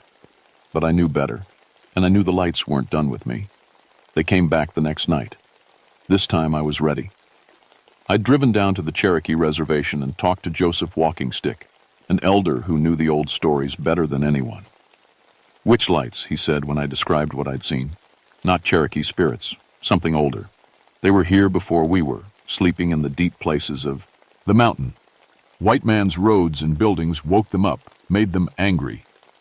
How do you fight them? You don't fight them. You make them remember what they used to be. They were guardians, once protectors of sacred places. But anger twisted them, made them hungry for life instead of defending it. He gave me a pouch of special tobacco, some white sage, and a piece of black flint carved with symbols I didn't recognize. Burn the tobacco and sage together, he said. Hold the flint stone and speak to them with respect. Remind them of their true purpose. If they listen, they might let you live. I drove back up to Devil's Courthouse that evening with Joseph's gifts and a heart full of doubt. The sun was setting behind the peaks, painting the sky the color of old blood. The lights were waiting for me. They rose up from the forest as soon as I parked at the weather station. Dozens of them, maybe hundreds, more than I'd ever seen before. They surrounded the building, pulsing and singing, calling to something deep in my bones. I stepped out onto the deck with the tobacco and sage in one hand, the flint stone in the other. "I know what you are," I said to the lights. "I know what you used to be." They pressed closer, and I felt that familiar tugging at my life force. But this time I didn't fight it.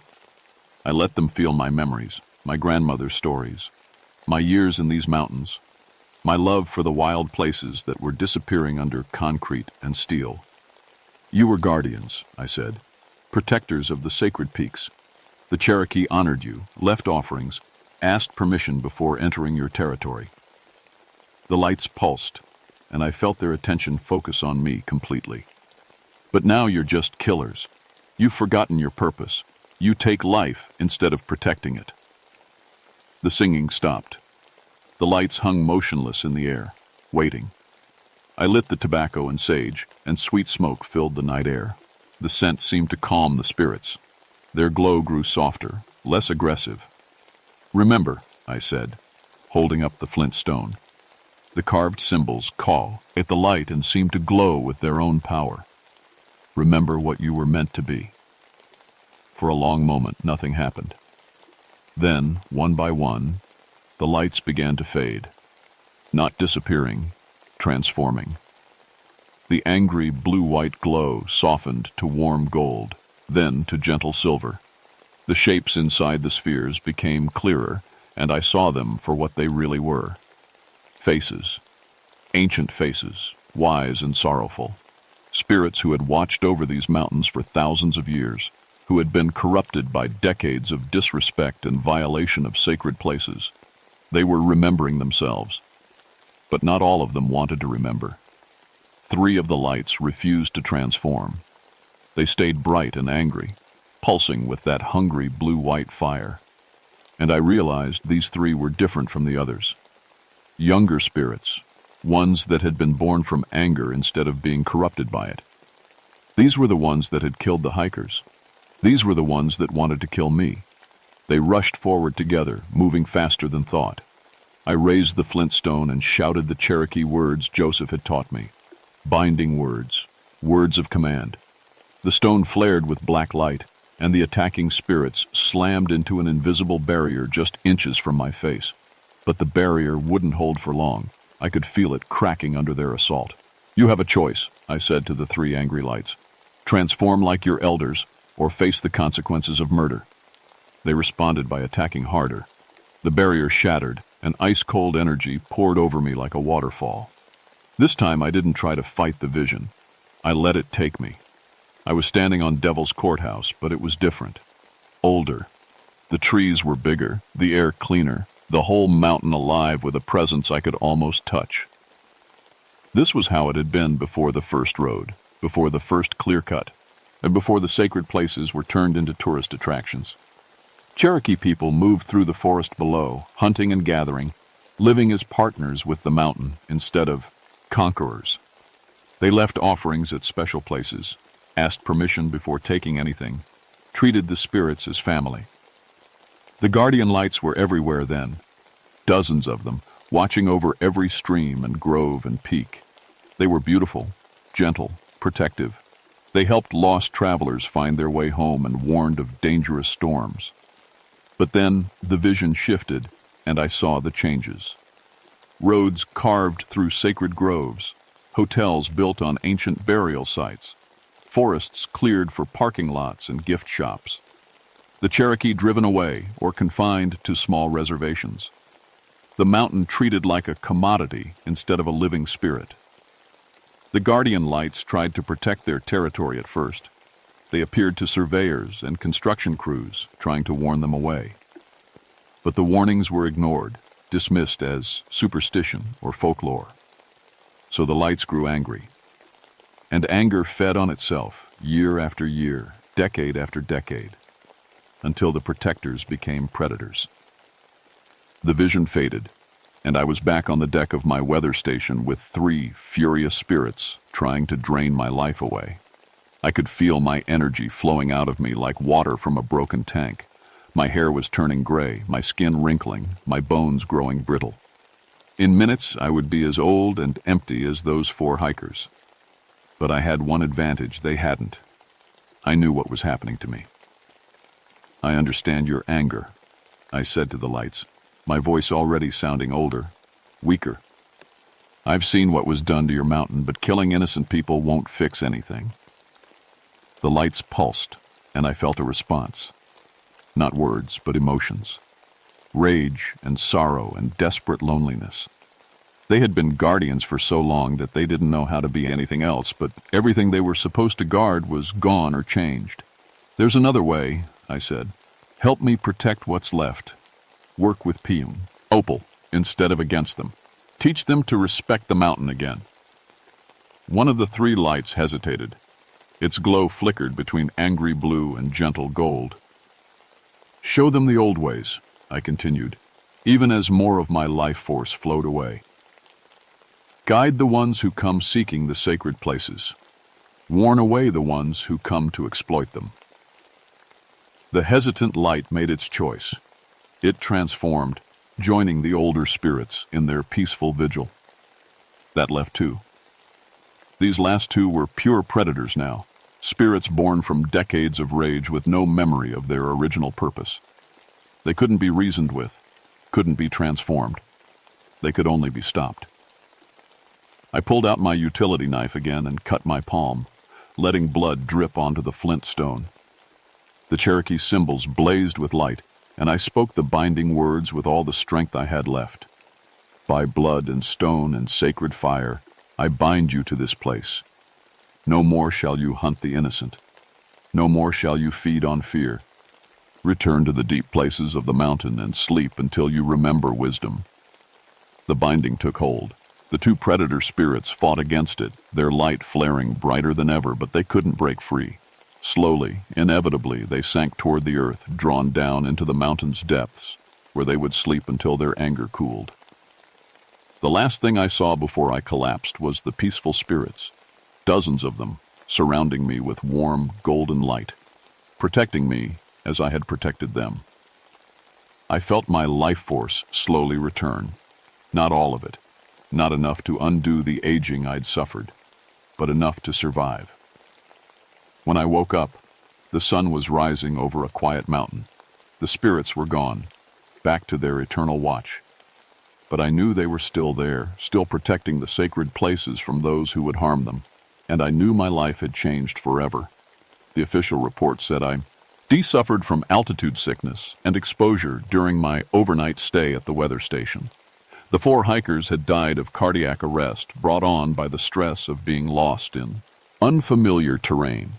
The electromagnetic anomalies were attributed to unusual solar activity. Case closed, everyone satisfied with rational explanations. But I knew the truth, and the mountain knew I knew. I requested a transfer from Devil's Courthouse the next month. The Weather Service was happy to move me to a lower elevation. They said the high altitude was clearly affecting my health. My hair had gone half gray overnight. I'd lost 15 pounds that never came back, and I tired more easily than I used to. But I also developed new abilities. I could sense supernatural presences anywhere in the Blue Ridge Mountains. I could tell when spirits were angry or peaceful, when a place was sacred or just empty wilderness. I could see the lights, even in daylight, watching from the deep forest, keeping their ancient vigil. Most importantly, I could communicate with them, not in words, but in the old way, through respect and offerings and careful attention to the signs they gave. I became a go-between. When hikers reported strange lights or unexplained phenomena, I was the ranger they called. I'd go to those places and talk to the spirits, find out what was wrong, negotiate solutions that kept both sides safe. Sometimes it was just a matter of rerouting a trail away from a sacred grove. Sometimes I had to convince developers to change their plans. Sometimes I just had to explain to the spirits that the world had changed, and not all change was an attack. It worked mostly. The number of unexplained deaths and disappearances in the Blue Ridge dropped to almost zero in the years after Devil's Courthouse. Word spread quietly through the Ranger Service. If you've got a supernatural problem, call Rebecca Moorfield. She knows how to handle it. But other places started reporting similar incidents. The Great Smoky Mountains, the Shenandoah, Mount Mitchell. It seemed like guardian spirits all through the Appalachians were waking up, remembering their purpose, choosing sides between protection and predation. I do what I can. I travel to the worst incidents, carry my grandmother's wisdom and Joseph Walking Stick's teachings to spirits who have forgotten their true nature. Sometimes I succeed, sometimes I fail, but I keep trying, because I learned something important on Devil's Courthouse that September night in 1977. The supernatural world isn't separate from our world, it's part of it, woven through it like roots through soil. We can pretend it doesn't exist, dismiss it as folklore and superstition, but that just makes it angry. Better to acknowledge it, better to show respect, better to remember that we're not the only intelligences sharing this planet. The Cherokee knew that, my grandmother knew that, now I know it too. So if you're ever hiking in the Blue Ridge Mountains and you see lights that don't behave like they should, lights that dance between the trees or follow you on the trail, don't run. Stop where you are, show respect, and listen to what they're trying to tell you. They might be warning you away from a dangerous place. They might be guiding you toward something sacred. Or they might just want acknowledgement that they exist, that they have a right to be here too. Whatever you do, don't ignore them. Don't dismiss them as tricks of the light or overactive imagination. The spirits of the mountains are real. They're watching. And after decades of being forgotten, they're finally ready to be remembered. Just make sure you remember them with respect. Because the alternative is what happened to those 4 hikers from Asheville. And trust me, you don't want that to be your story. My name is Rebecca Moorfield, and I've been a bridge between worlds for almost 50 years now. I'm getting old, and someday I won't be able to do this work anymore. When that day comes, I hope someone else will take up the responsibility. Someone who understands that the mountains are alive, that they have guardians, and that those guardians are willing to work with us if we're willing to work with them. Until then, I keep making my rounds, checking on the sacred places, talking to the spirits, making sure the peace holds. Because some truths are too important to let die with the people who learned them, and some lights are meant to guide us home, not lead us astray. Remember that, next time you see something impossible dancing in the darkness between the trees.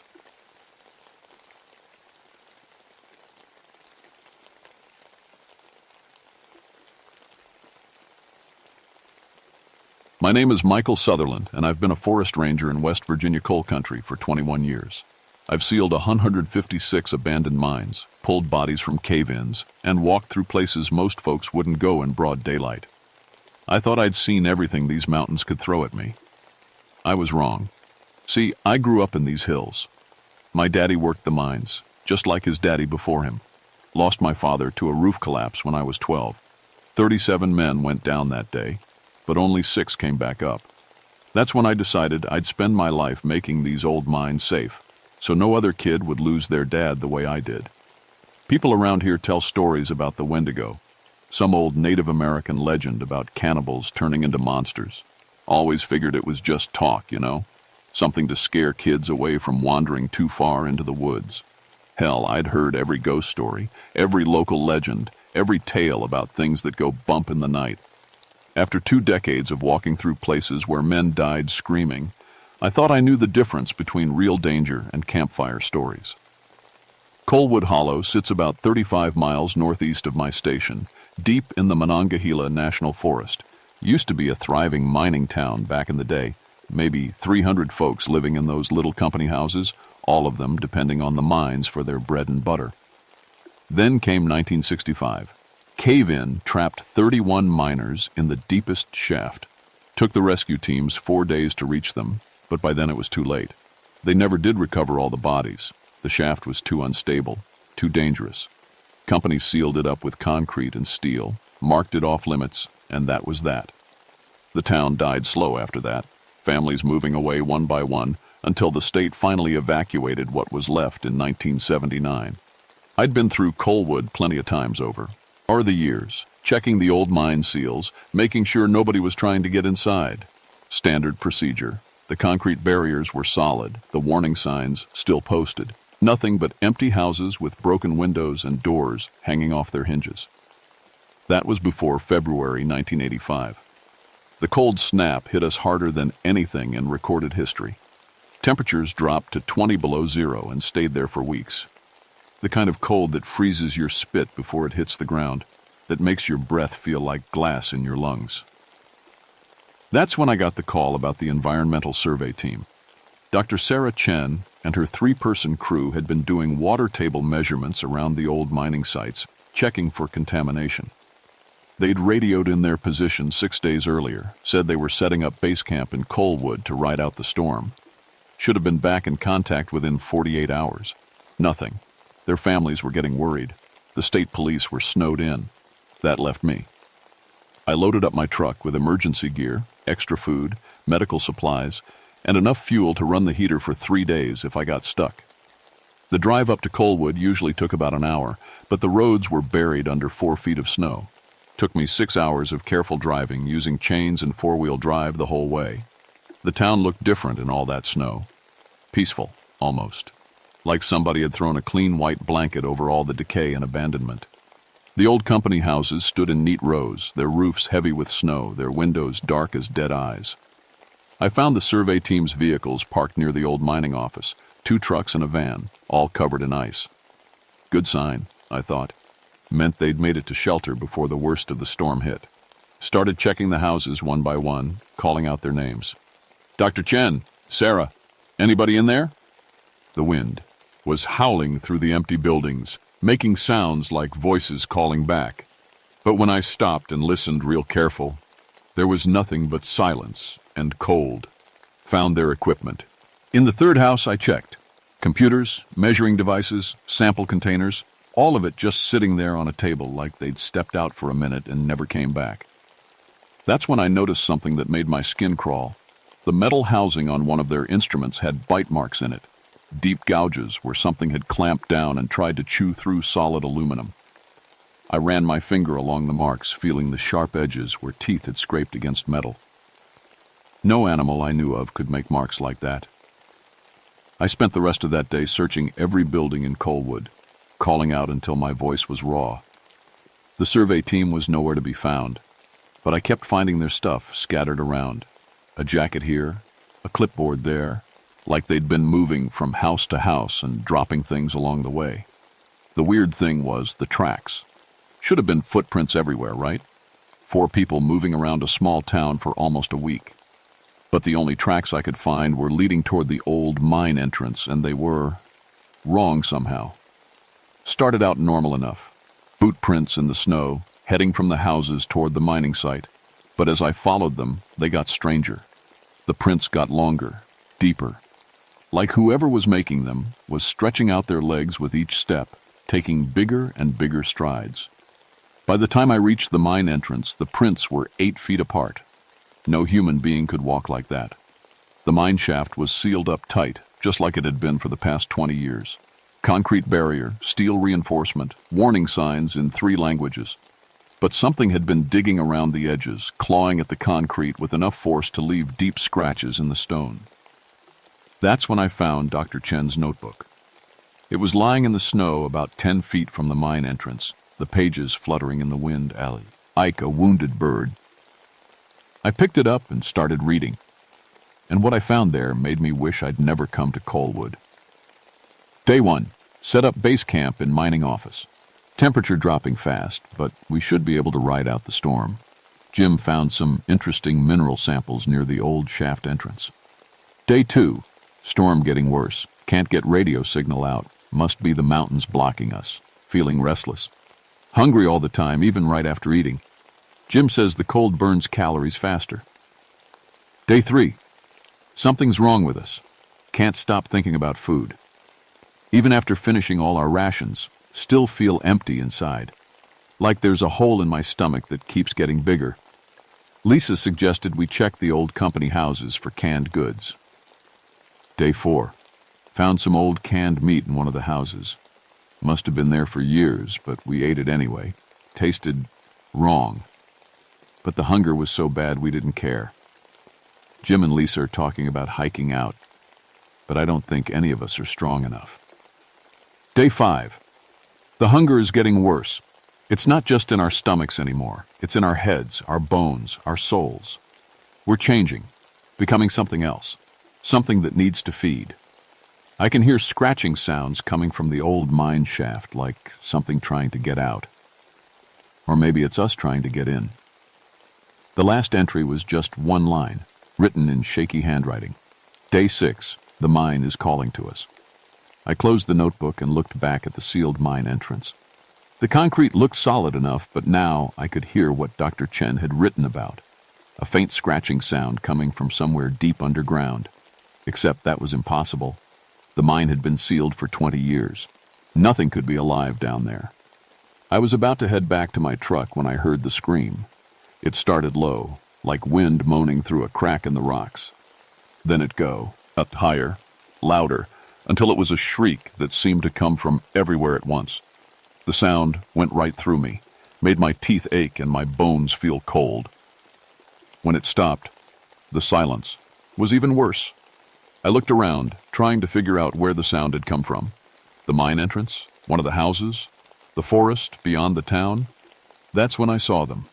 4 shapes moving through the trees at the edge of town. They were too far away to make out clearly, but they were walking wrong, taking those same long, impossible strides I'd seen in the tracks. Moving fast, but not quite running. More like they were floating just above the snow.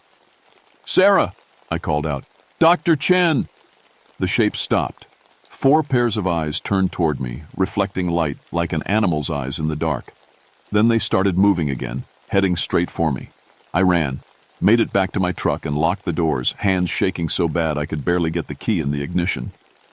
The engine turned over on the 3rd try, and I gunned it out of there, fishtailing in the snow as I headed for the main road. But as I drove away, I could see them in my rearview mirror. 4 tall figures standing in the middle of the road, watching me go.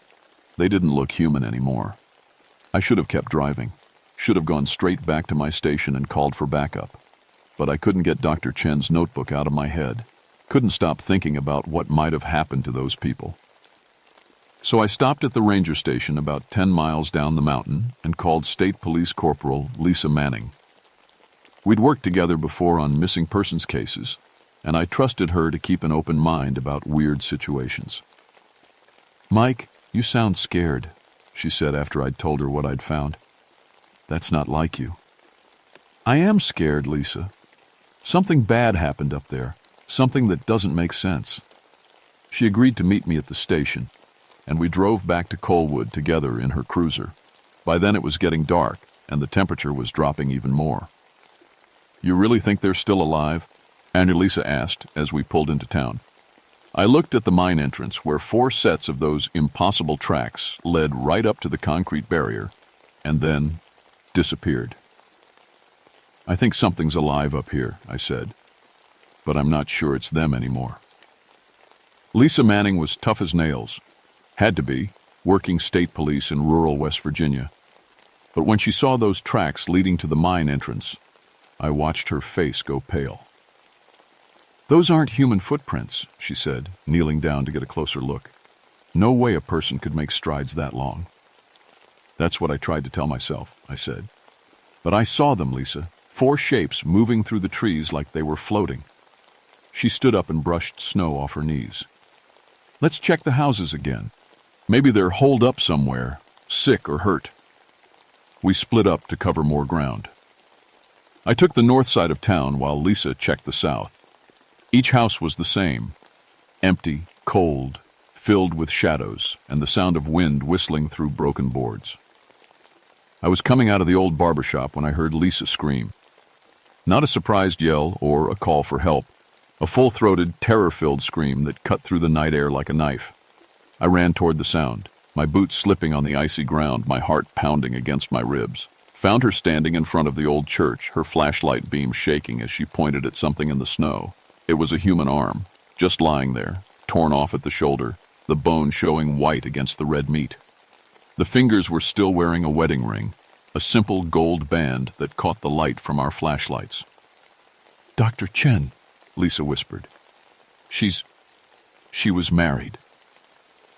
I knelt down next to the arm, trying not to look too close at where it had been ripped away from the body. The wound wasn't clean like a knife cut or jagged like an accident.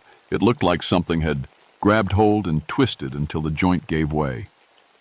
"Where's the rest of her?" Lisa asked. That's when we heard the laughter.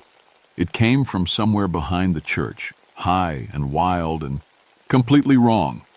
Not human laughter, more like the sound a coyote makes when it's found something dead and rotten to eat.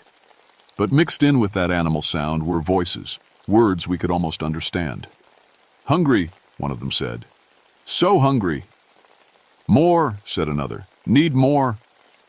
Lisa had her gun out, hands steady despite what we'd just found. "Police, come out with your hands visible." The laughter got louder, and then we saw them. 3 shapes came around the corner of the church, moving in that same wrong way I'd seen earlier. They might have been human once, but not anymore. They were tall, maybe 8 feet, and so thin they looked like scarecrows made of bones and rags. Their skin was gray-white, stretched tight over their skulls, and their eyes glowed yellow in the dark. But the worst part was their mouths. Lipless grins full of teeth that were too long, too sharp, like somebody had filed them to points. And when they smiled at us, I could see bits of red meat stuck between the yellowed enamel. "Jim Morrison," one of them said in a voice like gravel and wind. That was his name, the one who tasted the best. Lisa fired 3 shots, center mass, perfect grouping. The bullets went right through the things like they were made of smoke. They didn't even flinch. "Run," I said. We ran. Made it maybe 50 yards before one of them got in front of us, moving faster than anything had a right to move. It reached out with arms that were too long, fingers that ended in black claws, and grabbed Lisa by the throat. "Pretty," it said, tilting its head like a bird studying a worm. "Young. Lots of meat on the bones." I swung my flashlight at its head, putting all my weight behind it. The metal cracked against its skull with a sound like breaking glass, and for a second the thing let go of Lisa and staggered backward. "The truck!" I yelled, and we ran again. This time we made it to Ice's cruiser before they caught up. She had the engine running and the doors locked when all 3 of them surrounded the vehicle, pressing their faces against the windows and leaving smears of something dark and wet on the glass. "Let us in," one of them said, its voice muffled by the glass. "We just want to talk." Its hand left a perfect print on the window, 5 fingers, but each one had too many joints, bending in ways that made my stomach turn. Lisa put the car in reverse and floored it, but the snow was too deep and the tires just spun. We were stuck. "The radio," I said. "Call for backup." Lisa grabbed the handset and tried to raise the dispatcher, but all we got was static. The things outside were laughing again, tapping on the windows with their claws, making sounds like fingernails on a chalkboard. "No signal," she said. "We're cut off." That's when I remembered something from Dr. Chen's notebook, the scratching sounds coming from inside the sealed mine. If these things could pass through solid matter like they were ghosts, then maybe they could go places that should have been impossible. "The mine," I said. "They're coming from inside the mine." One of the creatures pressed its face against my window, its yellow eyes staring right into mine. "Michael Sutherland," it said, and somehow it knew my name. "Son of Thomas Sutherland. We remember your father." My blood went cold. My father died in a cave-in 20 years ago. "Died screaming," the thing said. "Died hungry, just like you will." It raised one clawed hand and brought it down on the windshield. The glass spider-webbed but didn't break. Yet. "The old mining office," Lisa said. "It's got a generator, thick walls. If we can make it there..." Another blow to the windshield. This time cracks spread all the way across. "Go," I said. We kicked open the doors at the same time and ran for the mining office. The crew. Auteurs right behind us, their laughter echoing off the empty buildings. I could hear them gaining ground, their footsteps making no sound in the snow, but their breathing getting closer and closer. Lisa made it to the door first and yanked it open. I dove through just as claws raked across my back, tearing through my coat and into the skin underneath. We slammed the door and threw the deadbolt, then dragged a filing cabinet in front of it for good measure. Outside, the things were scratching at the walls, testing the windows, looking for a way in. But the mining office had been built solid. Thick walls, small windows with heavy glass, steel-reinforced doors. For now, we were safe. "You're back," Lisa said, and I could feel warm blood soaking into my shirt. "I'll live," I said, though the scratches burned like fire. "Question is, for how long?" That's when we found the fourth member of Dr. Chen's team. The body was in the corner of the mining office, covered by an old tarp. At first glance, it looked like somebody had just thrown a blanket over a pile of bones, but when Lisa pulled back the canvas, we saw what was left of Lisa Torres, the team's geologist. Most of her was gone. What remained had been picked clean, like something had taken its time with the meal. But her face was still intact, frozen in an expression of absolute terror. Her eyes were wide open, staring at the ceiling, and her mouth was stretched wide like she'd died screaming. "Jesus," Lisa whispered, and I could hear her fighting not to throw up. But it wasn't the body that made my blood run cold. It was what was written on the wall above it, scratched into the concrete with something sharp. "The hunger grows." Below that, in the same jagged letters, "They came for us in the dark, made us eat, made us change, made us hungry for more." And at the bottom, in handwriting, I recognized from Dr. Chen's notebook, "We're sorry. We couldn't stop it." The scratching outside was getting louder, more insistent. Through the small window, I could see shapes moving in the darkness, testing the walls, looking, for weaknesses. "What are they?" Lisa asked. I thought about the stories my grandfather used to tell, the ones I'd dismissed as folklore and superstition, about the Wendigo, the cannibal spirits that haunted the deepest parts of the forest, about how hunger could drive men to do things that changed them forever. "You remember the mine disaster in 1965, I said. 31 miners trapped in the deepest shaft for 4 days. Lisa nodded. "What if they didn't all die right away? What if some of them were still alive down there with no food, no water, no way out? What if they got so hungry that they—" I didn't finish the sentence. Didn't need to. "Cannibalism," Lisa said. "That's just a story." "Is it? Look around you. Look at what happened to Dr. Chen's team." The scratching stopped. For a moment, there was absolute silence outside, like the whole world was holding its breath. Then something spoke from right outside the window. "Michael." It was my father's voice, exactly like I remembered it. "Michael, son, I'm hurt. I need help." I knew it wasn't really him. Knew he'd been dead for 20 years. But hearing that voice, the way he used to call for me when I was a kid, made my chest tighten up with old grief and guilt. "Don't listen," Lisa said, but her voice sounded far away. "I've been waiting for you down here," my father's voice continued. "Waiting in the dark. It's cold, son. So cold and so hungry." I walked toward the window like I was sleepwalking, my hand reaching for the latch. "Mike!" Lisa grabbed my arm, and the sound of her voice snapped me back to reality. Outside, the thing that was wearing my father's voice laughed. "Almost had you," it said. And now it sounded like the creature again, all gravel and wind. That's when the lights went out.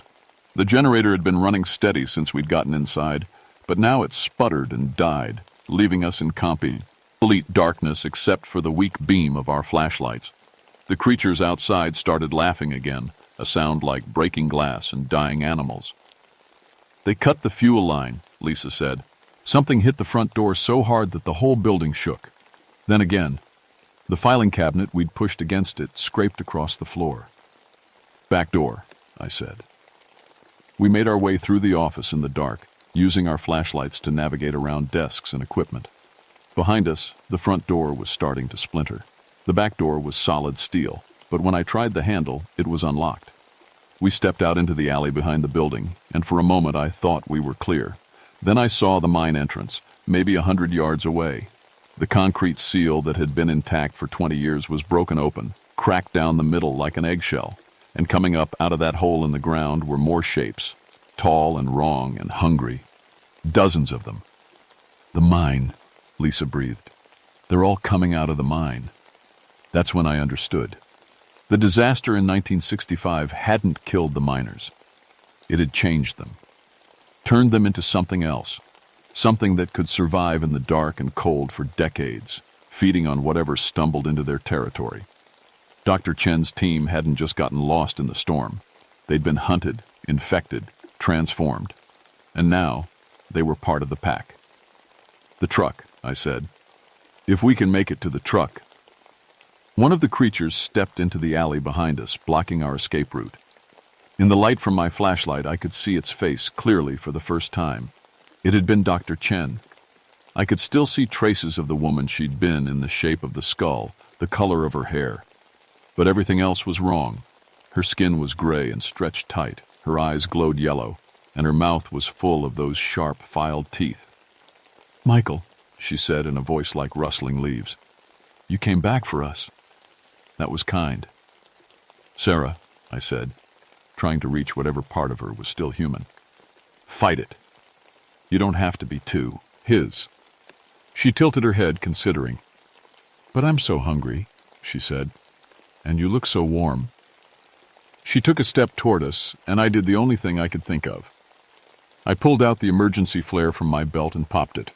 Red light flooded the alley, and Dr. Chen Thing screamed and staggered backward, raising her hands to shield her eyes. "The light," Lisa said. "It hurts them." I threw the flare as hard as I could toward the mine entrance, and for a moment all the creatures scattered, retreating from the bright red glow. We ran for the truck while they were distracted, but I knew we only had minutes before the flare burned out. Lisa got the engine started while I scraped ice off the windshield with my bare hands. Behind us, the creatures were regrouping, moving around the edges of the flare's light like wolves circling a campfire. "Drive," I said, jumping into the passenger seat. Lisa hit the gas and we roared out of town, sliding and fishtailing on the icy road but somehow keeping control. In the rearview mirror, I could see them chasing us. Dozens of tall shapes running through the snow at impossible speed, their eyes glowing like stars in the darkness. But even as fast as they were, they couldn't keep up with the truck. One by one, they fell behind, until finally we were alone on the mountain road with just the sound of the engine and our own ragged breathing. We drove in silence for maybe 20 minutes before Lisa finally spoke. "We have to report this," she said. "Tell people what's up there." I thought about that. Thought about trying to explain Wendigos and cannibal miners to the state police. Thought about the questions, the investigations, the people who'd want to go up there and see for themselves. "Who's going to believe us?" I said. "We have evidence. The notebook, the bodies." "What bodies? By the time anybody gets up there, those things will have cleaned up the mess, hidden the evidence. And then they'll be waiting for the next team, the next group of people who get trapped by a storm and need shelter." Lisa was quiet for a long time. Finally, she said, "So what do we do?"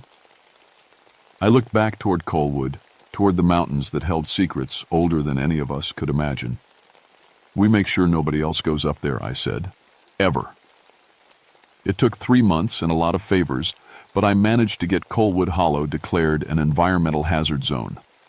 Officially, the old mines were leaking toxic gases that made the area unsafe for human habitation. The access roads were closed permanently, warning signs posted every 100 yards, and the whole area was fenced off with razor wire. Lisa backed up my story, though I could see in her eyes that she was still trying to make sense of what we'd experienced. The official report listed Dr. Chen's team as missing, presumed dead due to exposure during the February blizzard. Their bodies were never found. Some nights, I wake up thinking about that hunger Dr. Chen wrote about in her notebook. Not regular hunger, something deeper, older, that gnaws at your soul and changes who you are. I understand now why the Native Americans told stories about the Wendigo. It wasn't just a monster, it was a warning. There are places in these mountains where hunger lives, where desperation and starvation can twist human beings into something else entirely. Places where the line between civilization and savagery is thinner than we like to admit. I still do my job, still check the abandoned mines and make sure they're sealed up tight. But I pay closer attention to the stories now, the old tales that folks used to tell around fires on cold nights. Because I've learned that some legends exist for a reason. Last winter I got reports of missing hikers near an abandoned mining town called Centralia, about 60 miles north of Coalwood. The search teams found their equipment scattered around the old mine shafts, but no bodies, just tracks in the snow that got longer and stranger the deeper. They went into the mountains. I recommended that area be closed too. Sometimes I think about Dr. Chen and her team, about the choice they faced in those final days. Starve to death in the cold, or eat the unthinkable, and become something that could survive forever. I wonder if any part of them is still aware, still human, trapped inside those twisted forms that hunt the darkness. I hope not. But on the coldest nights, when the wind howls through the mountains like voices calling from the deep, I think I can hear them up there in Coalwood Hollow. Waiting for the next storm, the next group of travelers who might need shelter in an abandoned mining town. The hunger never dies. It just waits, and it's always growing. If you ever find yourself driving through the mountains of West Virginia and you see signs warning you away from Coalwood Hollow, pay attention to them. Some places are closed for good reasons. Some hungers are better left unfed. And if you're ever caught in a blizzard up there, whatever you do, don't seek shelter in the old mining towns. Find a tree, dig a snow cave, freeze to death if you have to. Because freezing is quick. What waits in those abandoned mines is not. My name is Michael Sutherland, and this is the truth about what happened in Coalwood Hollow. I've carried this secret for 40 years now, and it's time somebody else knew. Just in case I don't make it through the next winter. The hunger is calling again.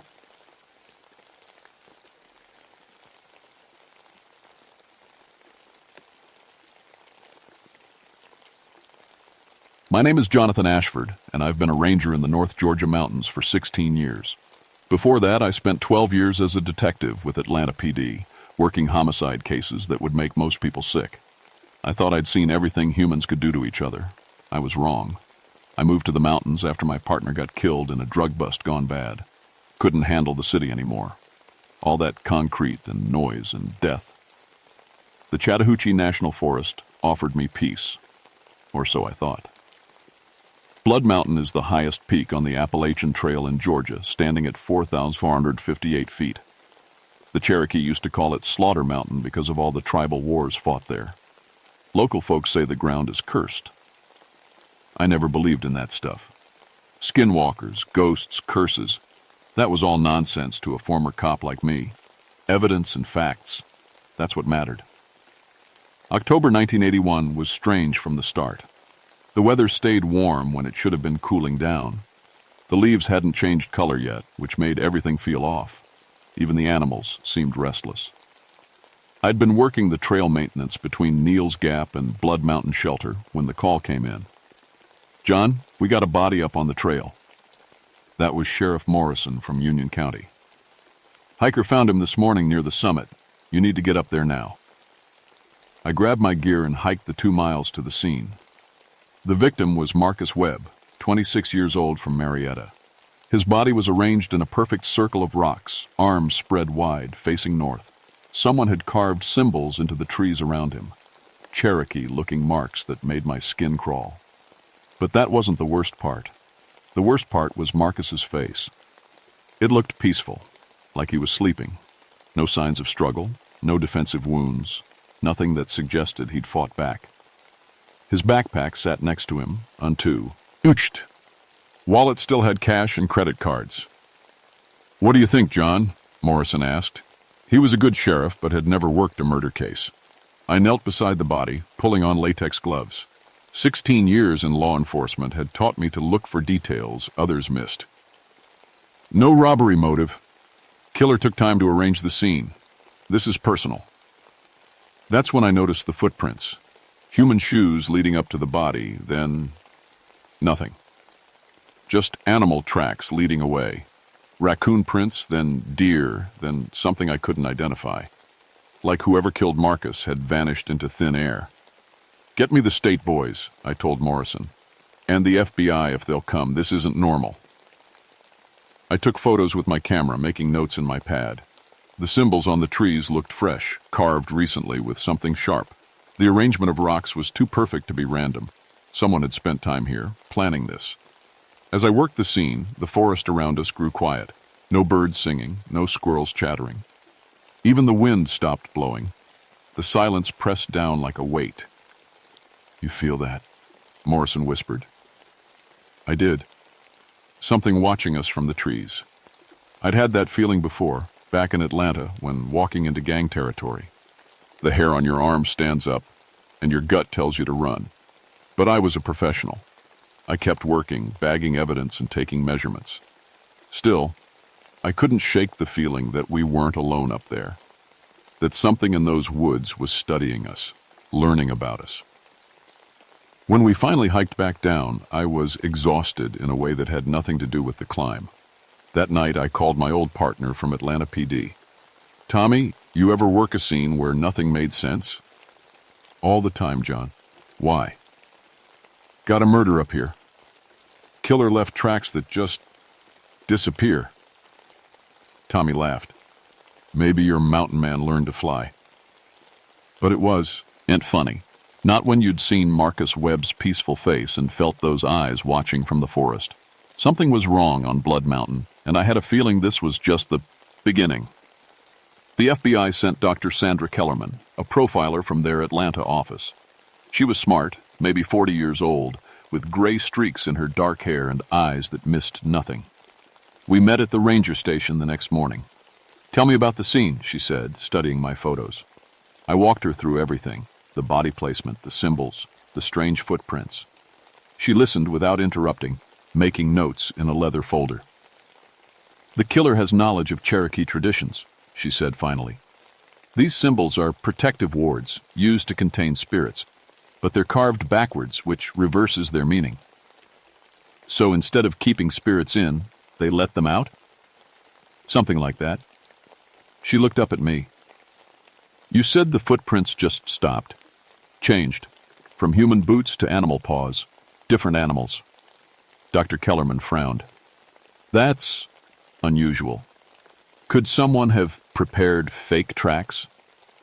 "Maybe. But the depth and spacing looked natural.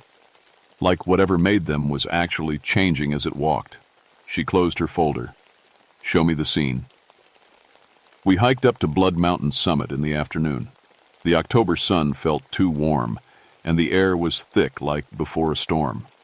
Dr. Kellerman examined everything I'd found, taking her own photos and measurements. "The victim knew his killer," she said. "No defensive wounds, no signs of fear. Marcus Webb trusted whoever did this. That's what bothers me. How do you get someone to lie down peacefully while you arrange rocks around them? Drugs, maybe? Or..." She hesitated. "Or what?" "In my experience, people only cooperate like this when they believe they're helping someone they care about. Family member, close friend, lover. But Marcus Webb had been hiking alone. His family said he didn't know anyone in Georgia except a few trail acquaintances. So who had he trusted enough to die for? That's when he barred the scream. It came from the north, down toward Slaughter Creek. High-pitched, terrified, cutting through the forest like a knife. Dr. Kellerman and I looked at each other, then grabbed our gear and ran. We found Jennifer Price at the bottom of a ravine, 23 years old, from Tennessee. She'd been hiking south on the trail when someone attacked her. Like Marcus, she showed no defensive wounds. But unlike Marcus, Jennifer's skin had been removed from her arms and face with surgical precision. "Jesus Christ," Dr. Kellerman whispered. I'd seen plenty of bodies in Atlanta, but nothing like this. The killer had taken Jennifer's skin like a trophy, leaving her flesh exposed but not mutilated. The cuts were clean, professional, made by someone who knew anatomy. "This isn't a normal serial killer," I said. "No, this is something else entirely." We called in the Georgia Bureau of Investigation and cordoned off the area. While waiting for the crime scene team, I walked the perimeter, looking for clues. That's when I saw him. A man stood at the edge of the clearing, maybe 50 yards away. He wore a plaid shirt and jeans, looked like any other hiker. But something was wrong with his face. It didn't fit right, like a mask that was too big. "Hey!" I called out. "Police, stay where you are!" The man turned toward me and I saw what was wrong. He was wearing someone else's skin over his own face. Jennifer Price's face, stretched and distorted, but recognizable. I reached for my radio to call Dr. Kellerman, but when I looked back, the man was gone. Just empty forest where he'd been standing. "Did you see that?" I asked when she joined me. "See what?" I told her about the man in the plaid shirt, about Jennifer's face stretched over his own. She looked at me like I'd lost my mind. "John, trauma can cause hallucinations. You've been under a lot of stress." But I knew what I'd said. "Ian." The killer was still here, somewhere in these woods, wearing his victim's skin like clothing. And if I was right, he wasn't finished hunting. That night I couldn't sleep. Every sound outside my cabin made me reach for the pistol on my nightstand. Twice I got up to check the doors and windows. Something was out there in the darkness, watching and waiting. Around 3 in the morning, my phone rang. "Ranger Ashford, this is Marcus Webb." I sat up in bed, fully awake. "Who is this?" "It's Marcus. I need help. I'm lost on the trail near Blood Mountain. Can you come find me?" The voice was perfect, exactly how Marcus had sounded when I'd interviewed his family. But Marcus Webb was dead. I'd seen his body myself. "Where are you calling from?" I asked. "Pay phone at Neal's Gap. Please, I'm scared. There's something in the woods with me." The line went dead. I sat in the darkness, gun in my hand, trying to make sense of what I'd heard. Either someone was playing a sick joke or something impossible was happening on my mountain. I never went to Neal's Gap that night, but I couldn't stop thinking about Marcus's voice, so real and frightened. Whatever was killing people on Blood Mountain, it wasn't human, and it was getting smarter. 3 days later, it hit a family. Tom and Sarah Mitchell from North Carolina had been camping at Blood Mountain Shelter with their 12-year-old daughter, Amy. Other hikers found Tom and Sarah in the morning, skinned like Jennifer Price. Amy was missing. The GBI set up a command center at Neal's Gap. They brought in search dogs, helicopters, and 50 volunteers to comb the forest. Dr. Kellerman coordinated with local police while I guided search teams through the backcountry. "The killer's escalating," she told me during a break. "Taking more risks, targeting multiple victims. Something's driving the behavior." "Any leads on Amy?" "Nothing. It's like she vanished." I'd been thinking about the phone call from Marcus. How the killer had known exactly how he sounded, even mimicked his speech patterns. That took more than just knowing someone talk. It required intimate knowledge of their personality. "What if the killer isn't just taking skin?" I asked. "What do you mean?" "What if he's taking their memories too, their entire identity?" Dr. Kellerman stared at me. "That's not possible, John. 3 days ago I would have agreed, but we're dealing with someone who can change their footprints mid-stride and disappear into thin air. Maybe impossible is relative." That afternoon, while searching near Slaughter Creek, I found Amy's backpack. Inside was her journal filled with drawings of animals, bears, wolves, deer. But on the last page, she'd drawn something that made my blood freeze. It was a man wearing another person's face like a mask, with clawed hands reaching toward the viewer. At the bottom, in a child's handwriting, "The skin stealer is coming." I radioed Dr. Kellerman immediately. Found Amy's pack. She knew something was hunting her. "Any sign of the girl?" "Negative, but I think she ran. There's a trail of small footprints heading deeper into the wilderness." I followed Amy's trail for 2 miles, moving carefully through dense forest. The tracks were erratic, showing she'd been running in panic. Several times, I found places where she'd hidden behind rocks or under fallen logs. The trail ended at an old Cherokee sacred site, a natural stone circle near a spring. Local tribes had used it for ceremonies before being forced out in the 1800s. Amy's footprints led right to the center of the circle, then stopped. No other tracks led away. It was like she'd just disappeared. I was photographing the scene when I heard Amy's voice behind me. "Mr. Ashford, can you help me?" I spun around. Amy Mitchell stood at the edge of the clearing, looking exactly like her school photo. Blonde hair, blue eyes, pink hiking clothes. But something was wrong with how she moved, too stiff and careful. "Amy, thank G. You're safe. Where have you been?" She smiled, but it didn't reach her eyes. "I got lost. There's a man in the woods wearing my daddy's face." I keyed my radio while walking slowly toward her. "Base, this is Ashford. Found Amy Mitchell at the Cherokee site. She's alive." "That's wonderful news," Dr. Kellerman's voice crackled through the speaker. But as I got closer, I could see what was wrong. Amy's skin didn't fit right around her neck and wrists. It was stretched too tight in some places, wrinkled in others, like someone wearing a costume that was the wrong size. "Amy, I need you to stay right there, okay?" She tilted her head at an unnatural angle. "Why? Don't you want to help me find my parents?" "Your parents are dead, Amy." Her smile never wavered. "I know. I killed them." The thing wearing Amy Mitchell's skin began to change. The face stretched and distorted, revealing something underneath that wasn't human. Clawed hands emerged from the pink sleeves of her jacket, and her eyes turned completely black. I drew my pistol, but it moved faster than anything had a right to. One moment it was 20 feet away. The next it was right in front of me, Amy's stolen face, inches from mine. "You taste like fear," it whispered in Amy's voice. "I'm going to wear you next." I emptied my clip into its chest. The bullets passed through like it was made of smoke. It laughed, Amy's innocent laugh, and disappeared into the forest. I ran back toward the command center, crashing through branches and stumbling over roots. Behind me, I could hear it following, sometimes on 2 legs, sometimes on 4, making sounds no human throat could produce. When I reached the other searchers, I was covered in scratches and breathing hard. Dr. Kellerman took one look at me and knew something was terribly wrong.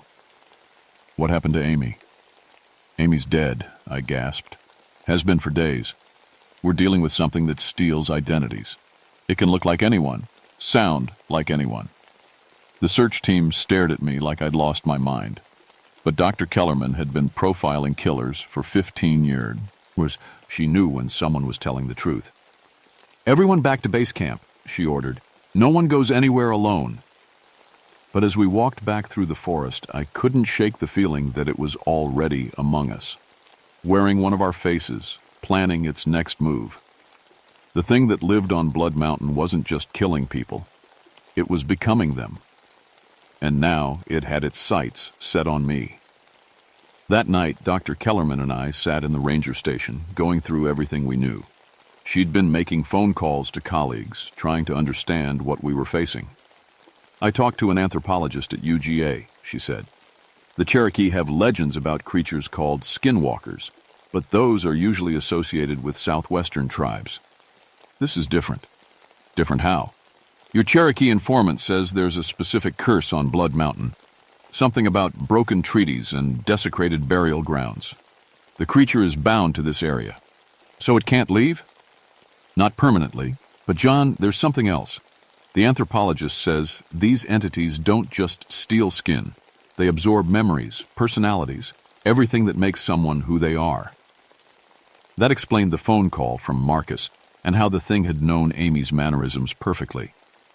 It wasn't just wearing their bodies like costumes. It was becoming them completely.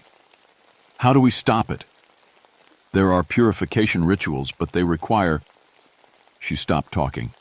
Her eyes were fixed on something behind me. I turned around and saw myself standing in the doorway. Same uniform, same face, same scar on my left hand from a childhood accident. The other me smiled and walked into the room. "Evening, Sandra," it said in my voice. "Sorry I'm late. Had to take care of some business in the woods." Dr. Kellerman's hand moved slowly toward her weapon. "Which one of you is real?" "I am," we both said at the same time. "Me?" The fake Jonathan laughed. "This is fun. Sandra, did you know John here killed a child in Atlanta? Shot a 12-year-old during a drug raid. That's really why he left the force. That's not true, I said. But the thing knew details about my past that I'd never told anyone. Private moments, secret shames, things locked in my memory. Tell her about your partner, John. How you froze up when the shooting started. How Tommy died because you were too scared to move. Dr. Kellerman looked between us, trying to decide who was real. The creature had my memories, my voice, even my guilt. It was a perfect copy in every way that mattered. Sandra, listen to me, I said. Earlier today, you told me about your daughter, Emma. You said she was starting college at Georgia Tech. The fake me nodded. That's right. Emma's studying engineering. You don't have a daughter, I told Dr. Kellerman. You told me you never had kids because of your career. Her face went white. She drew her pistol and aimed it at the fake Jonathan. The thing wearing my face began to change. My features melted and shifted, cycling through its other stolen identities. Marcus Webb, Jennifer Price, Amy Mitchell, Tom and Sarah Mitchell. It showed me every person it had killed and absorbed. You can't stop me, it said in Amy's voice. I've been here for 200 years, feeding on travelers who disrespect the mountain. The Cherokee curse will protect me. Maybe, I said, pulling out the leather pouch I'd gotten from Joe Crow Feather, a Cherokee elder who lived near the reservation. But curses work both ways. I opened the pouch and threw white sage into the air. The creature screamed, a sound like metal tearing, and stumbled backward. Its stolen faces began peeling away like old paint. Sacred tobacco and white sage, I said, advancing on it. Joe told me how to break the binding. You're not Cherokee, are you? You're something else entirely, something that got trapped here when the tribes were driven out. The entity's true form was finally revealed, something ancient and hungry, with too many Ethan eyes like black holes. It had been feeding on human identity for centuries, but the Cherokee wards had kept it contained to this one mountain. The treaties weren't just about land, I continued, throwing more sage. They were about keeping things like you locked away from innocent people. It lunged at me with claws extended, but the sacred smoke made it weak and clumsy. I tackled it to the ground, pressing the burning sage against what might have been its chest. The creature's scream shattered every window in the ranger station. It clawed at me desperately, trying to steal my face one last time. But the ritual was working. I could see it being pulled back into whatever dark place it had come from. This isn't over, it hissed.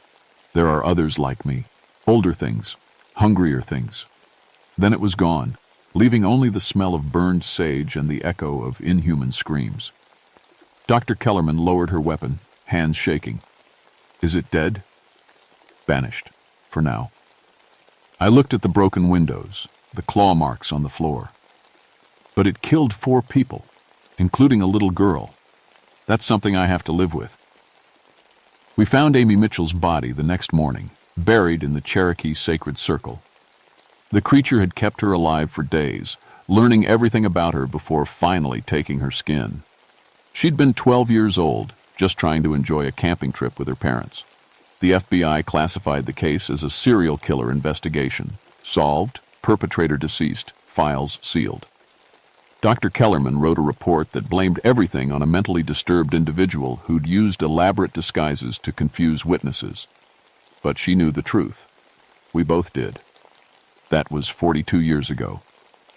I'm 85 now, retired from the Forest Service since 2003.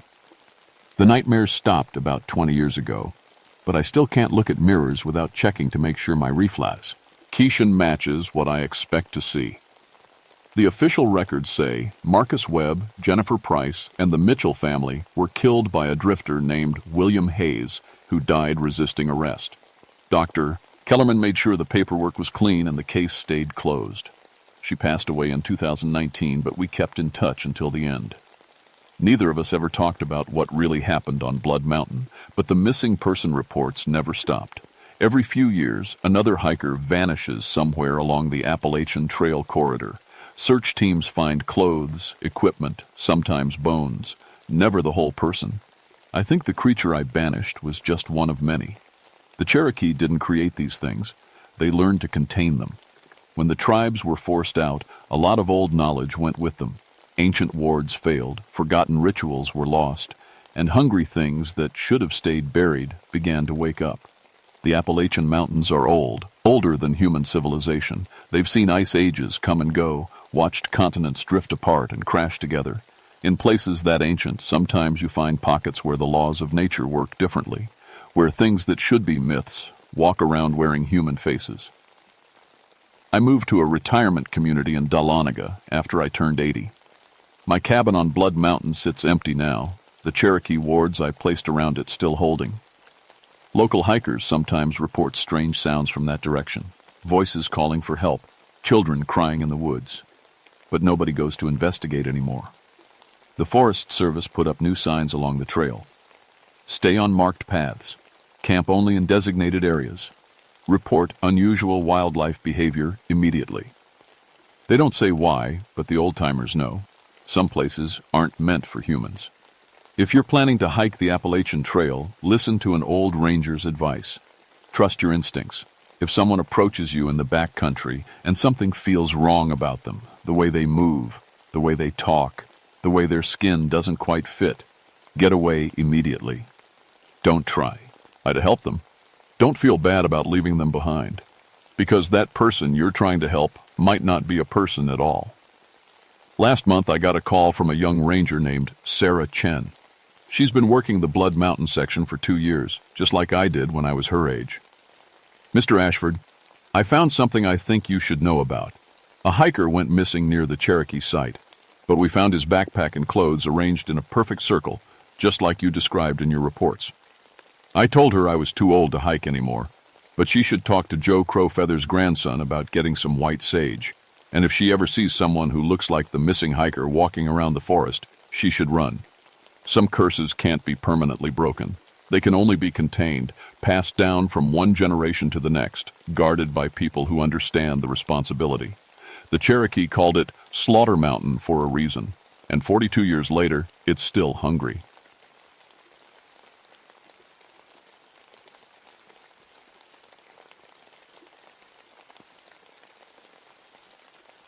My name is Vincent Blackthorne, and I've been a park ranger for 18 years.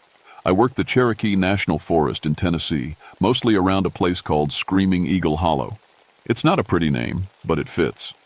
The Cherokee had their own name for it, something that meant the place where spirits cry out. Smart people, the Cherokee. They knew to stay away. Before I became a ranger, I worked the coal mines like my daddy and his daddy before him. That's how I learned about caves in tight spaces, how to move through rock and dirt when the world wants to crush you. My little brother Tommy worked the mines too, until the collapse in '78. They never found his body. That's when I decided I'd had enough of being underground. But funny thing about trying to escape caves, they follow you. My job as a ranger means I'm the guy they call when someone gets lost in the cave systems that run through these mountains like old blood vessels. I've pulled 47 people out of those dark holes over the years. Broken bones, hypothermia, panic attacks, you name it. I thought I'd seen everything a cave could throw at a man. I was wrong. People around here tell stories about creatures in the mountains. Big hairy things that walk on 2 legs and scream like dying women. They call them different names. Some say Fook monster, others just call them wood apes or boogers. Mountain folks have been telling these stories for generations. I always figured it was just talk. Something to scare kids with or explain away strange sounds in the night. That was before December of 1983. The ice storm hit us hard that winter, started on a Tuesday and didn't quit for 3 days. Everything got coated in ice thick as your thumb. Power lines snapped like guitar strings. Roads became skating rinks. The whole forest turned into a crystal palace that could kill you if you weren't careful. That's when we got the call about the missing students. 6 college kids from the University of Tennessee had gone into Screaming Eagle Hollow to explore the cave system. They were part of some geology club, all bright-eyed and full of book learning about rock formations and mineral deposits. They'd gotten permits and everything, followed all the rules, Told the ranger station they'd be back by Sunday evening. Tuesday morning came and went. No sign of them. Wednesday, their professor called the sheriff. Said his students never missed classes, especially not the ones going for their PhD. These weren't party kids who'd run off to Nashville for a good time. These were serious students who loved rocks more than beer. That's when they called me. The drive to Screaming Eagle Hollow took 2 hours in good weather. With the ice, it took me 4. I had to stop 3 times to put chains on my tires, and even then I was sliding all over the place. The trees looked like they were made of glass, beautiful and deadly. Every few minutes I'd hear another one crack and fall, sounding like gunshots in the quiet. When I finally made it to the trailhead, I knew we had problems. The students' cars were still there, 3 vehicles buried under 2 inches of solid ice. Their windshields were spider-webbed from falling branches. These kids hadn't left on their own. They were still down in that cave somewhere. I radioed back to headquarters, but all I got was static. The ice storm had knocked out most of the repeater towers. I was on my own until the weather cleared and help could get through. That should have been my first warning. In 18 years of ranger work, I'd learned to trust my gut, and my gut was telling me to walk away, get back in my truck, and wait for backup. But 6 kids were missing, and every hour that passed in December, weather meant their chances got worse. So I grabbed my gear and headed for the cave. The mouth of Screaming Eagle Cave sits about half a mile down into the hollow, hidden behind a curtain of icicles that looked like prison bars. I'd been in this cave dozens of times before, mapping passages and checking for unstable rock. It was a big system, over 3 miles of mapped tunnels with probably twice that much unexplored. Plenty of places for college kids to get lost or hurt, but something was different this time. First thing I noticed were the scratches around the cave entrance. Deep gouges in the limestone, about 4 inches wide and fresh enough that the stone dust hadn't washed away yet. I'd seen bear claws before, but these were different. Deeper, more deliberate, like something had been trying to tear its way into the rock itself. I figured maybe a black bear had decided to use the cave for winter sleeping. That would explain why the students hadn't come back out. They might be trapped deeper in the system, afraid to leave until the bear moved on. Bears got cranky when you woke them up from winter sleep. The ice had made the first 100 feet of cave treacherous as hell. Everything was slick and sharp. My headlamp beam caught the ice formations and threw crazy shadows on the walls. Beautiful and dangerous, like everything else in these mountains. About 200 feet in, the ice stopped and the cave opened up into what we called the cathedral room. Big open space with rock formations that looked like church columns. This was where most cave tours ended, where families with kids would turn around and head back to daylight. But the college students had gone deeper. I found their first marker at the entrance to the Narrows, a passage that led to the deeper cave system. They'd tied a piece of orange surveyor's tape to a rock projection, just like they were supposed to. Smart kids, following safety protocols. The Narrows were tight, barely wide enough for a grown man to squeeze through sideways. I'd been through here before, but it never got easier. The rock pressed in on both sides, and you could feel the weight of the entire mountain sitting on top of you. For someone like me, who'd lost a brother in a mine collapse, it was pure torture. But it was the only way to the deeper chambers. Halfway through the Narrows, my headlamp dimmed. Fresh batteries. Checked that morning. But the light was definitely getting weaker. I tapped the side of the lamp and it brightened back up. But that had never happened before. Good equipment didn't just fail for no reason. Then I heard it. A sound echoing up from the deep caves. Low and hollow, like wind blowing through a tunnel. But there was no wind down here. No air movement at all. The sound came again, longer this time, almost like something calling out. I stopped moving and listened hard. The sound didn't repeat. Maybe it was just the mountain settling, rock adjusting to the weight of all that ice on the surface. Old caves made all kinds of noises. That's what I told myself. At the end of the Narrows, I found the second marker tape. And something else. Pieces of blue fabric caught on the rough rock. University of Tennessee, blue. The fabric was torn, not cut. Like someone had been pulled through the passage too fast to be careful. That's when I started finding the drag marks. They were subtle at first, just scrapes in the limestone floor that might have been caused by heavy equipment being pulled along. But as I followed them deeper into the cave system, they got more obvious and more disturbing. These weren't tool marks. They were gouges made by something being dragged against its will, something that had been trying to grab onto the rock to stop itself from being pulled along.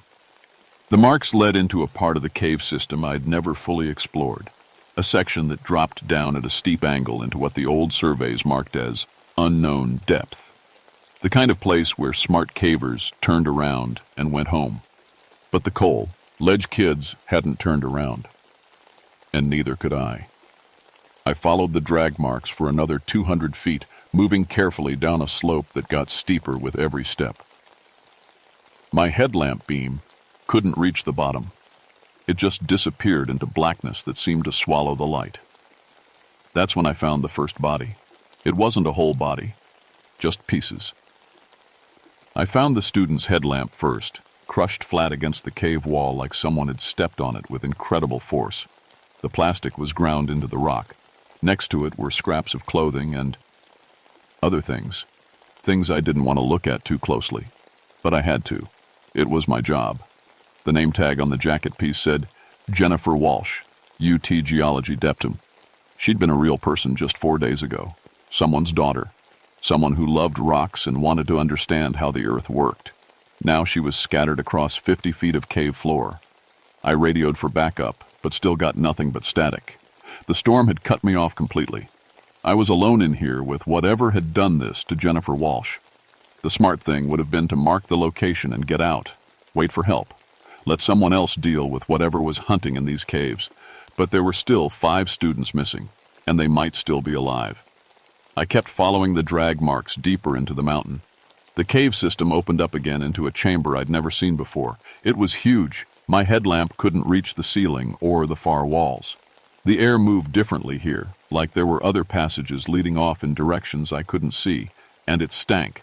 The whole chamber reeked of something dead and wrong, like meat left out in the sun, but worse, older. It was a smell that made your stomach turn over and your brain scream at you to run. I found the second student near the center of the chamber.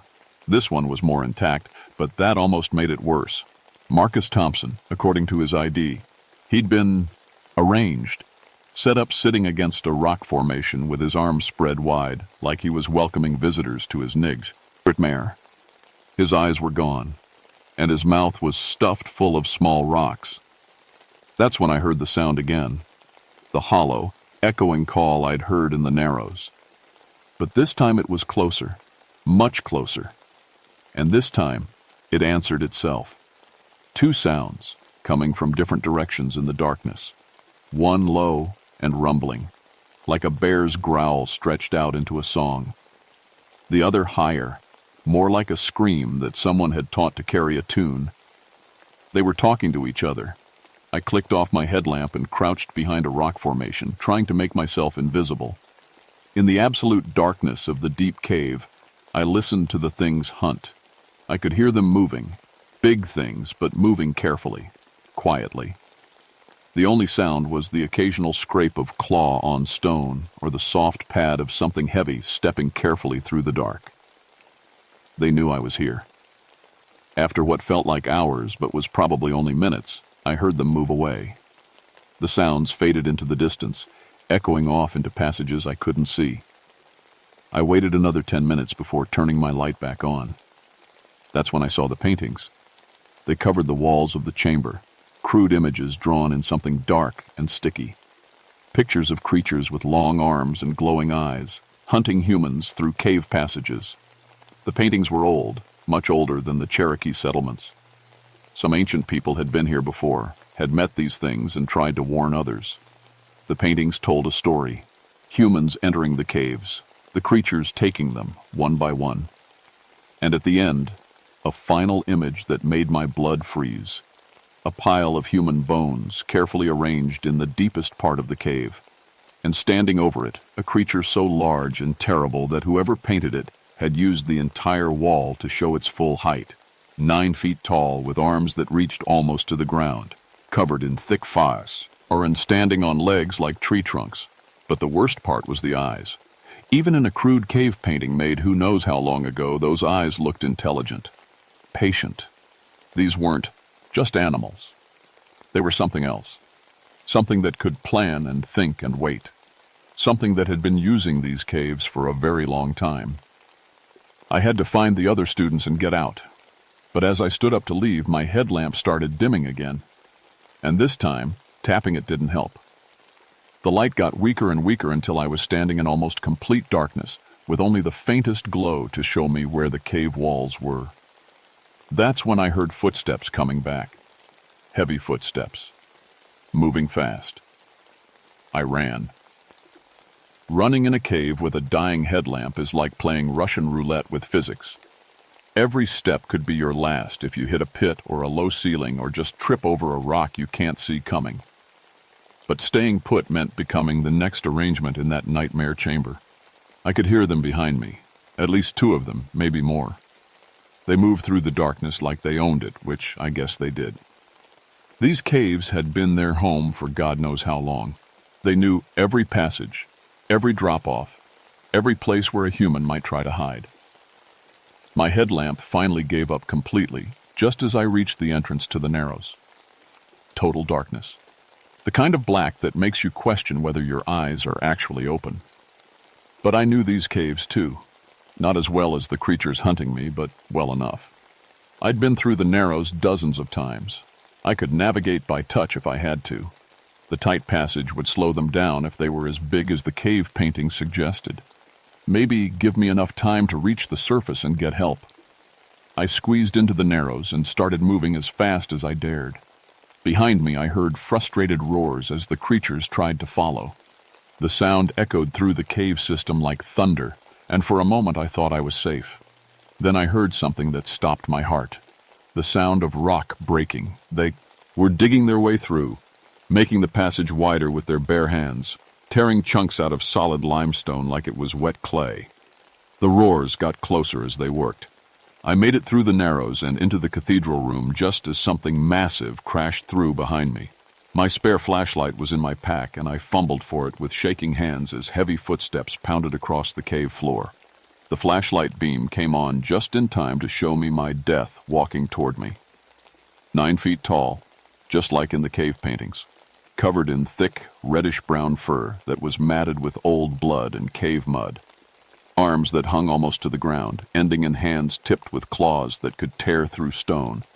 And those eyes, amber-colored and glowing with their own light. Intelligence burned in those eyes. Ancient, patient, hungry intelligence. But what scared me most was that it wasn't alone. 2 more of them emerged from side passages I hadn't even known existed, smaller than the first one, but still bigger than any man. They spread out to cut off my escape routes, moving with the coordination of a pack that had hunted together for years. The big one opened its mouth and let out a sound I'll never forget. Part roar, part scream, part something else entirely. It was the sound of something that had learned to enjoy killing, that took pleasure in the fear of its prey. And then it spoke. Not words exactly, but sounds that had meaning. It was talking to the others, telling them what to do. The smaller ones moved to block the passages while the big ones stalked toward me. I did the only thing I could think of. I screamed. Not a scared scream, though I was terrified. A loud, echoing scream that bounced off the cave walls and came back from a dozen different directions. The creatures stopped, confused by the echoes. That's when I remembered something from my mining days. Sound behaved strangely in underground spaces. If you knew how to use it, you could make yourself sound like you were somewhere else entirely. I moved to a different spot and screamed, again, aiming my voice at a particular rock formation that I knew would send the echo back from the opposite side of the chamber. To the creatures, it sounded like there was someone else in the cave with us. They spread out to search for the new threat, and I kept moving, using every acoustic trick I'd learned in 18 years of cave work, making sounds that seemed to come from everywhere and nowhere. But it couldn't last forever. They were too smart, and they were learning my tricks. The big one figured it out first. It turned toward me with those glowing eyes and smiled. Actually smiled, like it was impressed by my cleverness but knew the game was over. It started walking toward me. and I knew I was going to die in that cave. Just like Tommy had died in the mine collapse, just like the college students had died, just like everyone who went too deep into places humans weren't meant to go. But then I heard something that changed everything. Voices. Human voices, calling my name from the cave entrance. Help had finally arrived. The creatures heard it too. The big one's head snapped toward the entrance, and it let out a roar of frustration.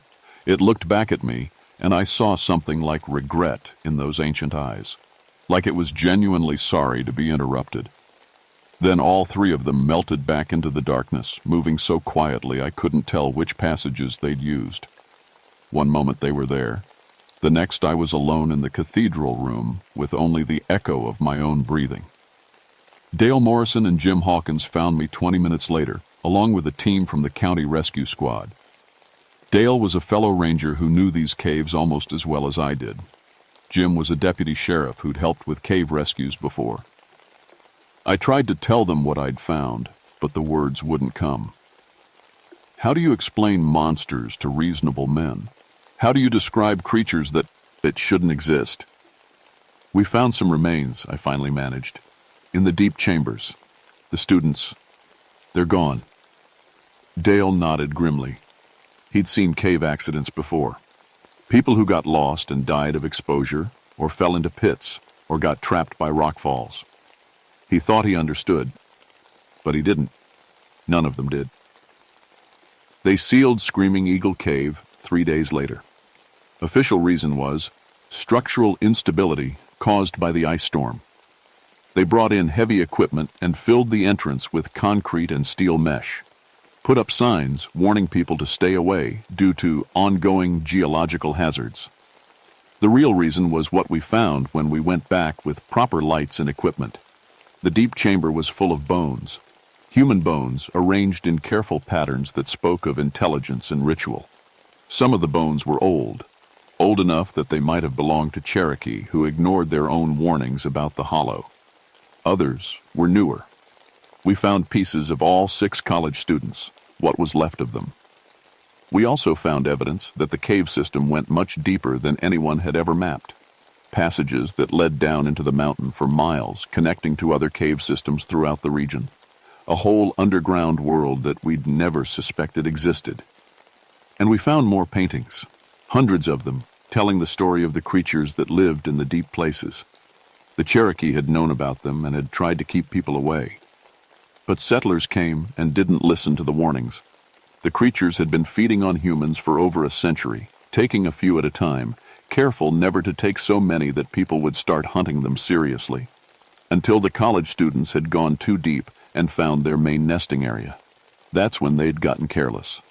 I transferred to surface duties after that. Couldn't handle being underground anymore.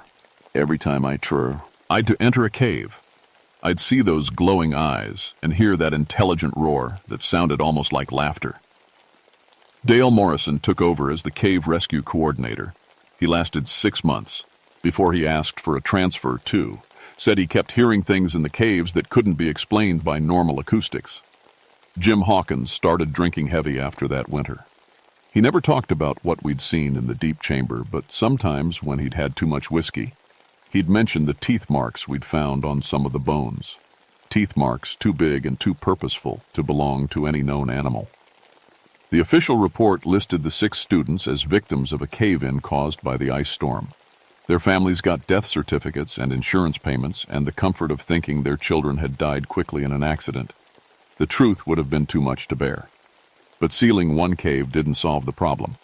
The Cherokee National Forest has over 300 mapped cave systems and probably twice that many that haven't been fully explored. The creatures didn't just disappear because we plugged one hole. Local cavers started reporting strange sounds coming from other caves in the region. Howls that echoed from deep underground, especially during the winter months. Some of the more experienced cavers stopped going below the first chamber level. They'd never admit why, but word spreads in small communities. People know when something's wrong, even if they can't put a name to it. I retired early, at 53. Moved to a house in town where I could see the street lights and hear traffic and know that I wasn't alone in the dark. But sometimes, on quiet winter nights when the wind is just right, I can still hear sounds coming from the mountains.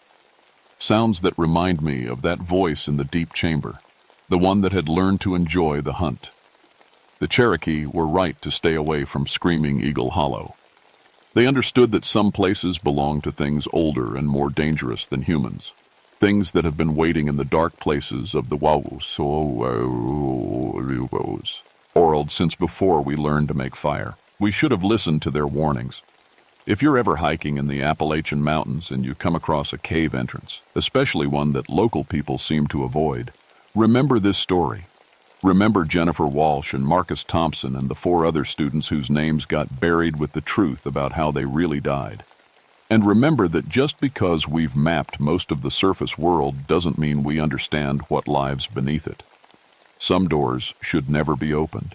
Some hollow places should be left to scream in the dark.